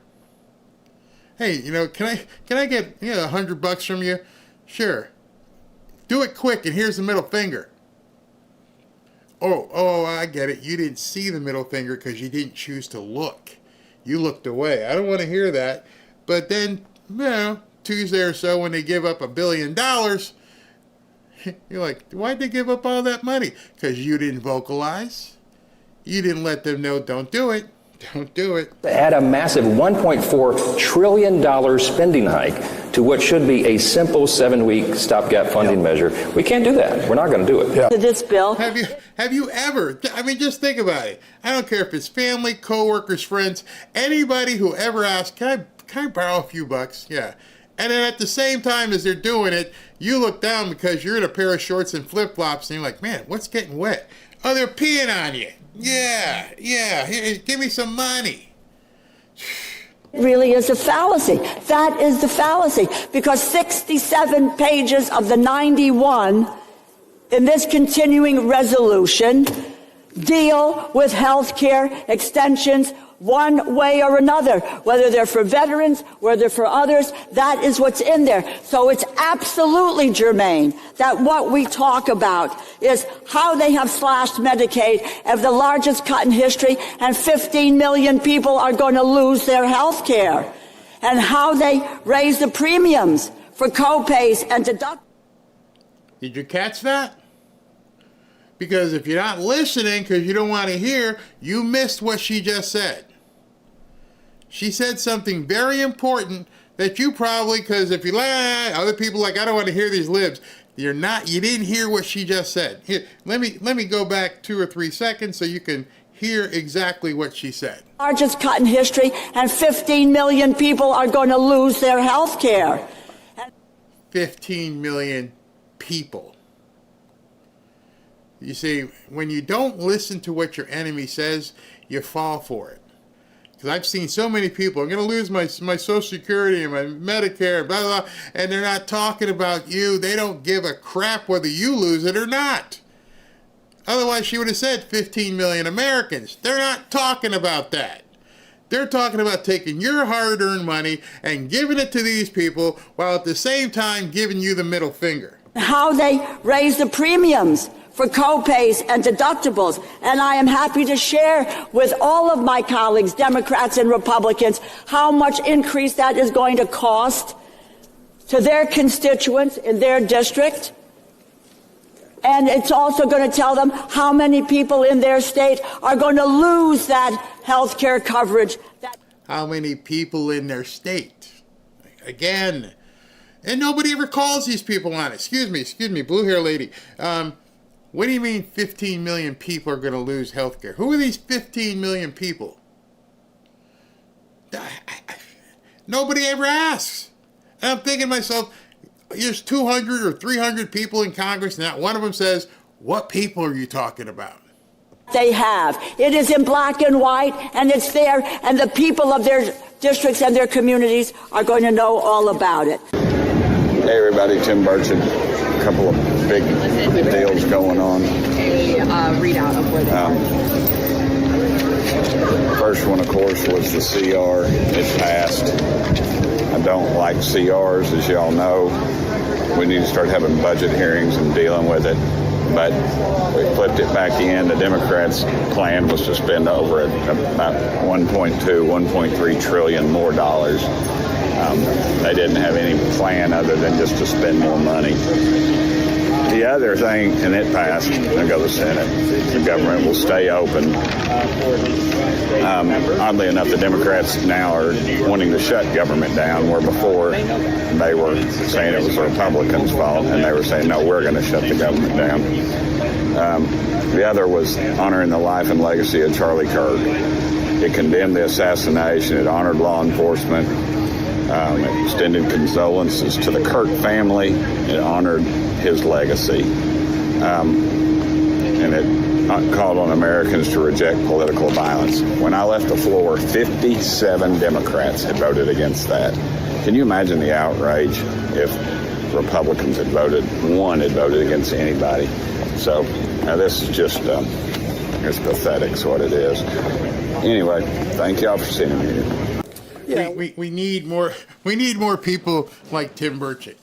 I love that, he calls these people out straight to their faces. $1 trillion. I can't even imagine that Chuck Schumer would have had the the chutzpah to walk into I need $500 million for, newcomer Medicare or whatever, healthcare, and $500 million for these liberal media people. So what we're seeing with this Jimmy Kimmel thing is not about Jimmy Kimmel. They are seeing so much of their money dry up that they're begging Congress, we need $500 million for liberal media. Well, they're businesses, right? These are people they're not nonprofits, they're actually businesses. Why would we be giving $500 million of United States people's money to bolster CNN and MSNBC, ABC? Why? Because they're sliding it in, hoping you aren't going to do any uproar. They simultaneously did this with the killing of Charlie Kirk because they thought everybody would be like this. And as you can see in the chat, there's many people like that. You can't pay attention here. You got to pay attention everywhere because these slime balls will stick it to you as fast as you can blink. They don't care. They're not grieving. They're going to take advantage of people who are taking their eyes off the ball. Let alone the ones that voted present. I mean, what a profile in courage that is. I mean, no reason. It should have been unanimous. At least it surely was on our side. And there were a lot of Democrats that voted yes. The ones that voted no, I mean, open up your heart and just think about Erica and those kids and, the millions of people who are heartbroken over Charlie's loss. And look, this movement's not going to go away. Charlie started a movement, but this movement's only going to grow. You can see over 50,000 young people have reached out to Turning Point and said they want to start their own Turning Point chapter on colleges or high school campuses. That's a sign that they have woken a sleeping giant. Donald Trump's greatest legacy, he broke the Democratic Party. That is it. This is why you need to see what they're doing, because of their desperation. They are broken. And I don't want to advocate for any kind of civil conflict. I just want to advocate, like Mortal Kombat, finish them. Put them out of their misery, politically speaking. Make these people completely inept and irrelevant. I don't need to see anybody pass away. I don't need to see anybody hurt. We just need to keep the pressure on it. Contact every one of your senators and congressional people like, no more money. Choke it off.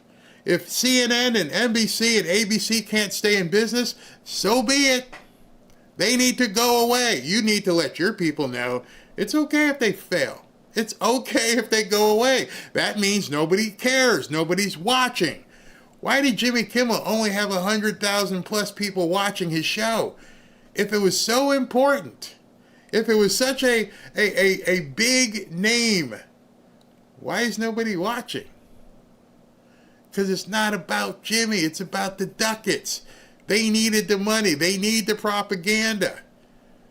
And what you're seeing is an entire machine is falling apart. And you have your opponent right where you want them, and too many people are being complacent and looking the other way. He exposed it for what it was. It was a bi-coastal elite party with a bunch of billionaires who spend lavishly and a bunch of subsidized poor and a professional class that feels frustrated. They make $200,000 and $300,000 a year, but they live in these blue cities that are very expensive and they can't buy their beautiful home. That's what the Mondami constituency is, frustrated young white professionals. And then they've lost the working class. It's not just they have lost the muscular classes, Hispanic muscular classes, black males, white. As I said before, if you look at 2016, 20, and 24, Donald Trump's white vote, it's pretty constant. And he did not win the popular vote in 2016 or 2020. And his voting, and yet he did win the popular vote and the Electoral College in 2024 with the same percentage and actual numbers of white voters. So what happened? He picked up some women, he picked up some young people, and he got 55% of Hispanic males, and he got about 25% of black males, and he picked up another 10 to 15% of Asian male. And how could that be if he was supposed to be a racist, according to the Democrats? Because they failed. That's how it can be. Because people finally are waking up to the BS. And because they're waking up to the BS, all they have is the lunatics. All they have are people who are just completely bat poop crazy. And so my urgency to you guys is to keep the pressure on. Because despite what happened to Charlie, that was the thumbnail today, is that he did not die in vain. And only you could be one of the reasons why he would die in vain, is because you're not picking up where he left off and going, we got to finish this. We've got to keep this. We got to keep it going. That's the big reason at this point. Absolutely crazy. Absolutely. President Trump has posted a couple times today, and I don't know, he looks kind of mad here. Let me bring these up here. Let me get the right times on. This one first. He posted this on True Social. SV, thanks for the pushover. It says, I just toured Washington, D.C., and it's a totally different place than it was last year. No tents, manicured grass and parks, clean streets, no gangs or vicious criminals. The place is beautiful and safe, and it's going to remain that way. What a difference good government makes. Go to D.C. and enjoy history being made. President Donald John Trump. Free D.C., they were complaining, screaming, free D.C. Now you have a free D.C. Now you have exactly what you were looking for. You wanted the police gone, but you got rid of the criminals, so it is free. His other post here that SV sent me, this one's kind of ominous. Let me bring this to you. If Afghanistan doesn't give Bagram Air Base back to those that built it, the United States of America, bad things are going to happen. Oh boy, oh boy, oh boy, oh boy. So he's telling the Afghanistanians, yeah, Dad's home, I want my stuff back. Now, what's probably going to happen is that the people over there, the idiots, are going to blow stuff up and make it inoperable. And President Trump knows that, and there's another opportunity. They'll go back in and they'll fix the base and everything else, and he wants that base back. Why Joe Biden would have given it up, who knows? But now he's letting the Afghan people, or rather the Taliban, I'm coming for you, which is a good thing. Whew. And so he's saying this right before he heads to Arizona. He just dropped that. So you know he's being serious. What we got here? Marcus says Memphis is the next target. Yep, exactly. What he is saying is he will destroy the airstrip. Clinton closed the federal mental hospitals to balance the budget. Big mistake. They can't exactly. They can't believe we're not brainwashed. You know, I wake up and I do these shows, and even on Saturday and Sunday, it's because I don't want people to get complacent. Yes, we are winning. Number two, we haven't won. And if I felt like we've won, that like we vanquished this opponent that wasn't going to raise its ugly head, then there would be less interesting things to talk about. But one of the things I know for sure is President Trump is going to keep going. And because he's going to keep going, it's like, Barry, get up. We got work to do. Let's see here. Brad love President Trump style. Yeah, he makes them fear him. That's for sure. He sure is posting in all caps a lot. He must be speaking very loudly. Trump will send pictures of their homes to the Taliban. That was a funny story. I remember hearing that. What else we got here? They have awakened the silent ones. Absolutely. Absolutely. And that's just it, because these people are flailing. They got nothing. They have less than nothing. And so they're falling back on the only thing they know is racist, fascist, homophobe, xenophobe, deplorable, and any other phobe I can come up with. Oh yeah, you're fascists and Nazis, and everyone's looking, what are you talking about? Right now, it is 5:49. Robin and I are getting ready to go out to dinner, and in between, I've taped a whole bunch of football games. 7:30 tonight, Miami plays Florida. And when you click on that game, there's going to be 80, 90, 100,000 people. You click on basically any channel, there's hundreds of thousands. They've completely lost the plot. I told you this months ago. Once people got their faces and said, life is good, we're making money, we're going to start enjoying ourselves. These people can't enjoy themselves. There is no fun. None.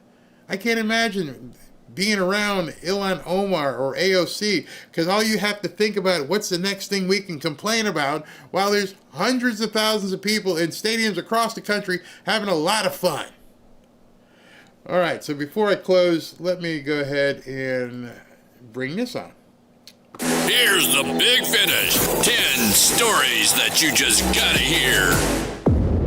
Number 10. According to those Rutgers University researchers, in a poll of more than 1,000 Americans, 50% who self-identify as progressive said killing Elon Musk can be somewhat justified. 56% said the same for assassinating President Trump. 14% said it could be completely justified. Now, what was interesting about that, I've shown it to you before, and I went back and looked at it because I was like, no way. It said 56% of progressives. Again, language matters. So who are progressives? Those are the ultra left. It's not your Democrat who, lives next door and still goes to the game with your dad. Hey, I hate Trump. Yeah, I know you love Hillary, blah, blah, blah. You want something to eat here? I'm flipping some burgers. No. We're talking about crazy people. So I wanted to make that distinction because once I went back and read it and listened to it, I'm like, again, words matter. It didn't say 56% of Democrats. It said 56% of progressives, which is probably this many people. I mean, find out. Talk to your favorite Democrat. Hey, you're a Democrat, right? Yeah. Are you also one of those people that consider themselves a liberal progressive? No, I'm not with them crazy. Oh, okay. Because I would venture to say that 56 and 50% would go down tremendously when you're just talking about the nuts. And shame on Fox News for not delineating that at the outset, because it came across as 56% of Democrats. And that's not what they said. They said progressives. I don't personally know any progressives. I know Democrats. I don't know any nuts.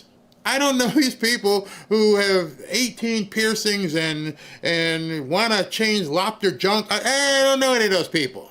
I know Democrats, and none of them seem to be like that. So make sure you understand that distinction. Number 9. ABC made the announcement Kimmel would indeed be taken off the air indefinitely. And this is just the latest chapter in Donald Trump's ongoing campaign to crack down on free speech, dominate the media, and essentially render the First Amendment meaningless. So it was for the journeyman cable news host Tucker Carlson, just fired from his third network. He believed he could say anything, no matter how vile, no matter how disgusting, no matter how offensive, no matter how dehumanizing or belittling. And if you act like a sociopath over and over and over and over, you will become unpopular on the national stage. That's just like a basic principle. Over time, probably not going to work out well for you in the long run. Eventually, people will be rightly offended, disgusted by it.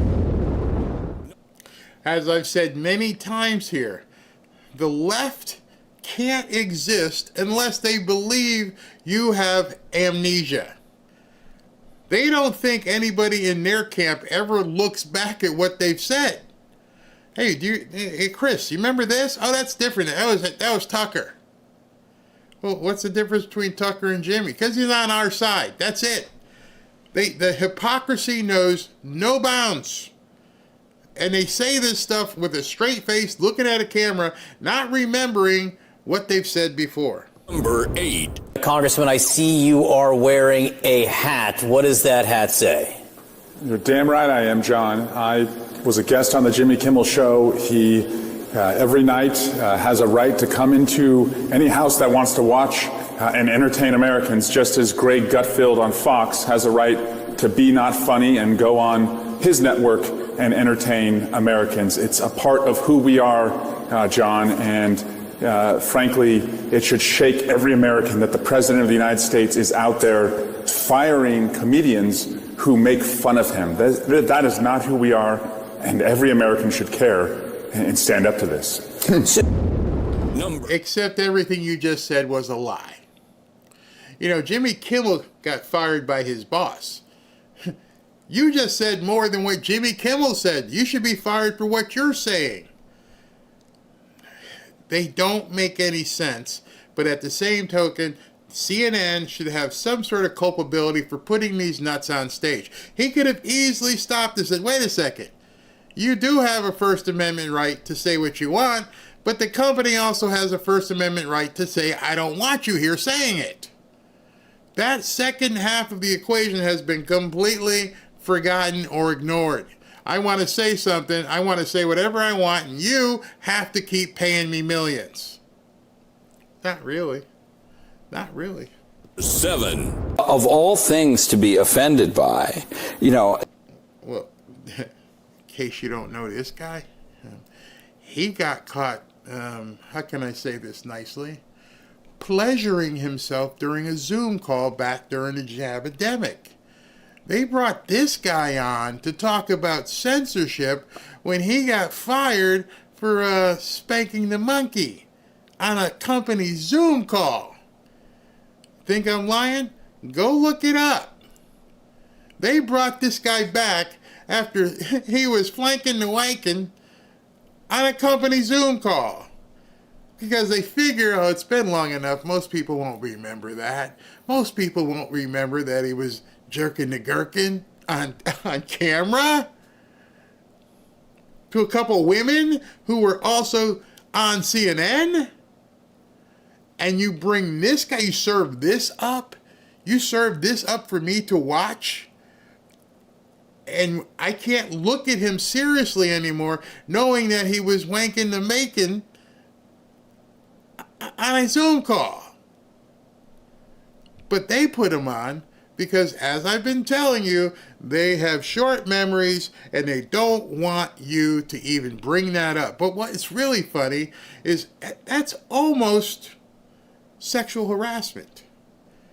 Dude, you were doing this to somebody's face in the Zoom call who could be one of the people you're talking to on this panel. I've heard a lot more offensive things said in the aftermath of this terrible, awful event than that, and it just shows. Seriously.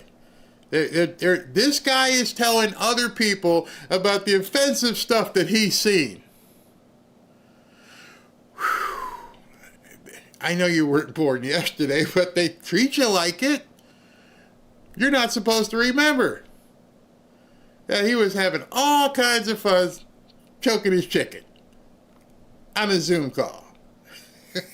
They are looking for reasons to get Jimmy Kimmel, and they manufactured one out of something that is, you know, hardly a dramatic departure from what lots of people are saying. I mean, I reached out to ABC earlier today to see if you reached out, huh? Not too far next to that other guy. was going to make some sort of statement because this thing was building heat. Numbers. Oh, hey Jeffrey, what are you doing under the table? Oh no! I couldn't help myself. Can I keep my job? I'm just here jerking and gherkin. I'll be all right. 6. We have very real issues with what is permissible on air. Media organizations or social media platforms should be accountable for the role for being platforms for incitement. I believe that when it comes to broadcast television, like Fox News, these are subject to federal law, federal regulation in terms of what. Did you ever think you'd agree with AOC? Because now you do. because they don't even know which way the wind is blowing. Hey, 2 years ago, yeah, we should do anything to Fox News. We got to get rid of them. We got to turn down their right of free speech. It's allowed on air and what isn't. And when you look at what Tucker Carlson and some of these other folks on Fox do, it is very, very clearly incitement of violence. You see the date up in the corner there, 2023. Hypocrisy is abounding. And so I bring these things to you guys so you can see this hypocrisy in clear action. Now understand, she's talking to Jen Psaki back in 2023. Very clearly incitement of violence. And that is the line that I think we have to be willing to contend with. The news about Jimmy Kimmel, I think, is a pretty watershed moment. I think we all need to be talking about. We actually, and it's not just a media story. I know you agree with me on this. It's not just a media story. It's a democracy story. It's a freedom of speech. Jen, did you see yourself on this video? Was it democracy at stake when you were talking about getting Tucker off the air? I'm just wondering, when did it become democracy? Everything, it's a threat to our democracy. Everything's a threat to the democracy. How? You can still vote, right? As far as your Marxists aren't there. Well, how is it a threat to the democracy? But it wasn't a threat to the democracy in 2023. Story. It's so many things, and I've been thinking a lot today about how I lived through years of answering questions from a lot of these network journalists, people who ask tough questions. Sometimes I was pissed off at them. That's part of what we do, and this is threatening that. Number 4. These people who are alleged free speech warriors have turned out to be, cancel culture fans. And so, Jimmy Kimmel also tweeted something out saying he was so sorry for this death and we should put aside our differences. He's a comic. Comics should be able to make jokes. I don't understand, of all the people that should have free speech, comics should absolutely have free speech. And so you should maybe ask, I don't know, Jerry Seinfeld, and probably half a dozen or more comedians who weren't allowed to hold their shows in certain venues over the last few years. Why is this all about Jimmy Kimmel? Why did you support Seinfeld? Why don't you support Rob Schneider, Carolla? There's all kinds of comedians that have had Dave Chappelle. Why is it Jimmy Kimmel that you guys are worried about? Because it's not Jimmy Kimmel. It's the fact that you're finally realizing that it's a business. And it probably scares them on CNN. It probably scares... Wait a second. So if he got killed, knocked off the air because his ratings sucked, and he's not bringing any more money to the company, and he can't justify his existence, what about us? Well, yeah, you're in the same boat. Week has been sort of an object lesson that they never really cared about free speech. They just care about power, and that's what's happening here. Number 3. My first reaction is I'm sort of surprised that it took 10 years for the public to sound off on how much Jimmy Kimmel sucks. I mean, the reality is that he's been awful at his job for full on a decade. His ratings have been terrible. He has become not a comedian, but as Guy Benson over there has said, the woke pope of late night comedy. And so affiliates looking at Jimmy Kimmel at this point and saying, you know what, we don't wish to be associated with Jimmy Kimmel's program. That is perfectly well within the ambit of what affiliates very often do when they don't like the programming or they don't like the things that particular hosts are saying. Sinclair has made very clear their feelings about Jimmy Kimmel. They say they're going to replace his show on the air this Friday with an hour-long tribute to all of our friend Charlie Kirk, which I think is exactly the right move. I would not be shocked at all if that tribute received significantly higher ratings than Jimmy Kimmel's show did in that slot. You want to hear something, excuse me, interesting? Everybody at this point knows that Nexstar Media, with like 40 or 50 big affiliates, and Sinclair are the big affiliate parent companies that have taken Jimmy off the air. Have you noticed anyone from CNN, CBS, ABC attacking Sinclair and Nexstar? You see, they're going after Trump and Brendan Carr and somewhat Disney, but nobody's talking about Sinclair and Nexstar. You know why? because those two companies can take The View off the air. Those two companies could take basically any station, CBS, NBC. They can just go, not going to have it. So they know better not to try and go after Sinclair and Nexstar. They can't touch them, so it's easier to blame Trump and Brendan Carr. Those are the two companies that fired Kimmel, basically. But if you want to be real big Johnny Badass, go after Sinclair and Nexstar and then CBS. You saw that I showed you Miss Redstone yesterday. Go after them. See what happens. Good luck. Number 2. Well, I don't think ABC is canceling him because they're afraid of the FCC. I think they're afraid that they're going to lose whatever audience he has left because that's such an offensive thing he said. As far, look, there's so much media alternatives at this point. So I think the FCC's, the range of authority they have is less and less because there's so many other outlets to reach out to. So if Kimmel wants to reappear somewhere else, he will. I think the point is, though, that, again, when you alienate a part of the population who at some point just stops watching, then you have no incentive to keep whatever left of that audience there is. And then, it just kind of goes down the drain. Let me ask you a question, Joe. Do you think that we are holding late-night comedians to a standard for speech and decency that we do not hold our elected leaders, including the President of the United States, to? I guess who's we? I mean, you're talking about audience watchers or citizens? The American people, the government of the United States as of now. Are we demanding that our late-night comedians behave in a more upright and more conciliatory and sensitive way than we demand that our president act? Well, all right, so here's that he's trying to do that little crazy stuff here. Let me explain what he just said. He wants to hold President Trump to his same accountability. Well, it's a little bit different. President Trump is an elected official. He's not on a television network. He's not subject to the greater public interest that the FCC places on these other companies. Jake knows that, but he's playing stupid. His entire comparison is idiotic. The standard that Jimmy Kimmel was under was there before Jimmy Kimmel became popular. That standard has been the basis for, wait for it, the privilege of broadcasting. The president can say whatever he wants because he's not under that privilege. You applied for a license? Yeah. You want it? Yeah. Okay. So we're going to give you this license. Here are all the terms that you have to abide by. All right. We'll do it.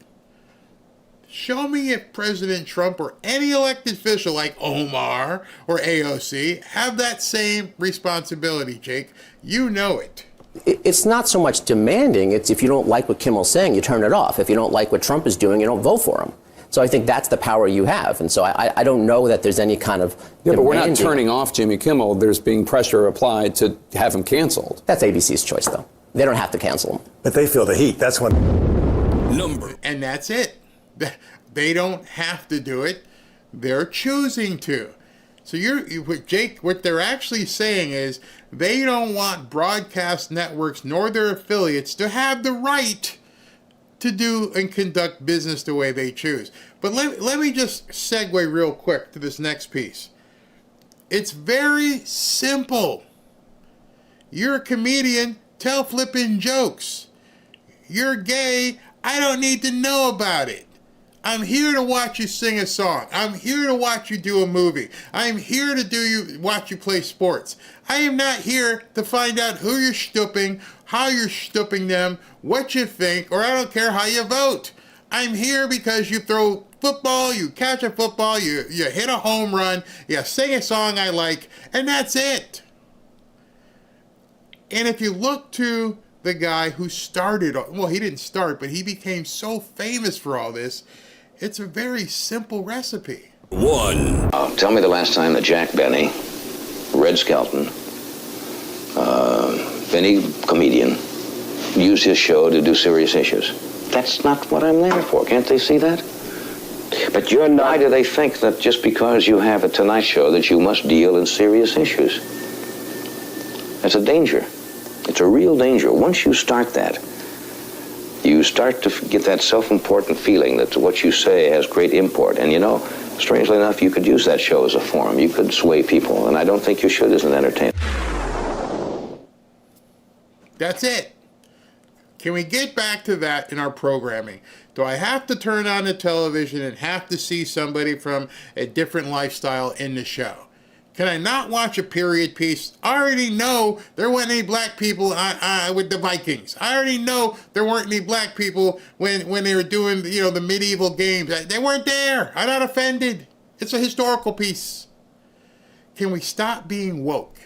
Can we just go back to just watching and having entertainment? I knew the day the NFL got involved, we were in big trouble. And I had told some buddies I used to talk to a lot, and I said, that's going to be it. When they go into sports and into entertainment and they start doing different things, that's the last bastion of refuge that we have. And now what's happening is that refuge that they tried to get into is doing this. Like I mentioned, there's football being played all over the place. Some teams are desiring to still play the black national anthems. Others not. Others are singing the national anthem and showing the flag, and they took a moment of silence for Charlie Kirk. They're flying the military. They're like, we're done. We're done playing that game. We understand. We took it. The money was too hard. We got hit. And then you get guys that, we all grew up on. We're like, hey, this is a good song. Like Bruce Springsteen. Love Bruce Springsteen. Dude, I didn't come here to hear you rant. I didn't come here. I came here to hear you sing Thunder Road. Now I won't buy a ticket because you're an idiot. Or in every aspect, whether it's protesting in this or, sexualization in that. Hey man, I'm just here to watch a movie. I watched the movie last night, and the movie sucked, but I enjoyed it, which is kind of weird. It was a Liam Neeson movie, and the movie was called Retribution. And it was about some guy, Liam, he's always action figure, and he had a bomb under his car, and he was trying to figure out anyway. And my wife comes in, she goes, how's the movie? I'm like, it sucks, but you know what, I'm actually enjoying it because I can actually watch an action film again. It sucked, the script it didn't make any sense, but you know what? Nobody was trying to, another guy or something. That wasn't happening. Nobody was saying, oh, them damn concerned. No, it was a guy about some, car chase and stuff. The thing had a bomb under the car. And I'm thinking, this is what entertainment used to be like. I was talking to Ashley this morning. And she was excited because she was going to go to a movie tonight. And I was like, oh, that's the movie Robin wants to see. And you ladies may know, she went to go see Downton Abbey today. And I'm like, oh, no, please, is there another Downton Abbey movie out? Yeah, it's another movie. And I got to take Robin and try to pretend to stay awake. But at the same time, I'm probably going to enjoy it because nobody's coming in and ramming stuff down my throats about a bunch of white people in England. So I know right now our entertainment choices are changing because we now have stomped our feet and go, we don't care anymore. We are not going to watch this stuff. And then in that regard, your bosses are going to see less revenue if I got to see this crap. Doesn't make me prejudiced. Doesn't make me a phobe. I just choose not to want to see it. Your free speech ends at my clicker. My clicker says, nah, no. Oh, stuff blowing up? Yeah, that's me. That's me. Boom, boom. SVU? Yeah, that's me. People slithering around and 19 people in the bed and half of them, I don't know if they're furry. No, I don't want that. I don't want that. And I think you guys feel exactly the same way. I think we're winning with that regard. I got one last one for you. Barack Obama says your White House is dividing the country and you're exploiting Kirk's death to attack Democrats.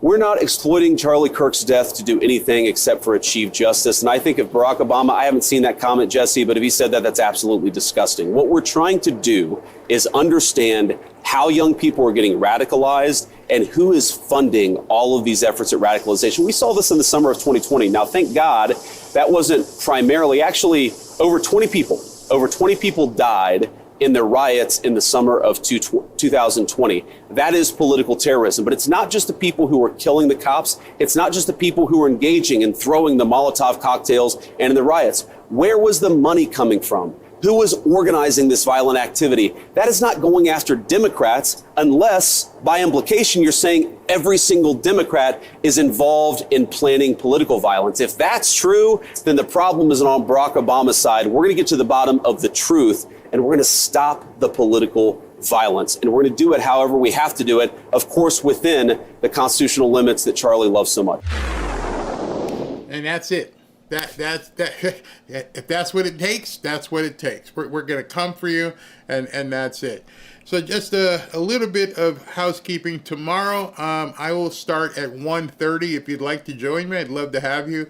I understand there's already, believe it or not, there are going to be protesters.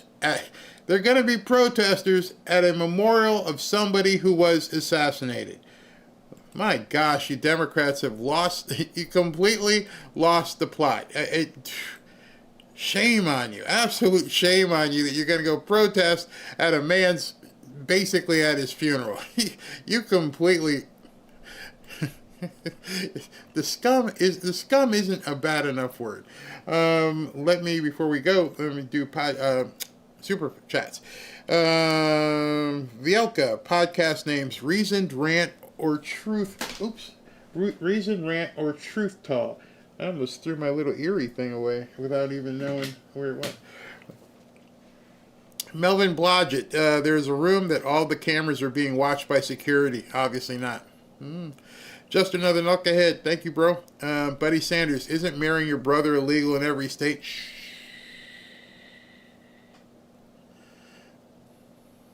He's talking about Ilhan Omar. That'll be something that breaks next week. David Rutan, great show today, Barry. Thank you for the detailed information you dig up to bring us. Also, great job, mods, in keeping the trolls at bay. Man, our mods their work's cut out for them. There are so many scumbags out there, so many that come in here and try to infiltrate. I hate it, but it is the business.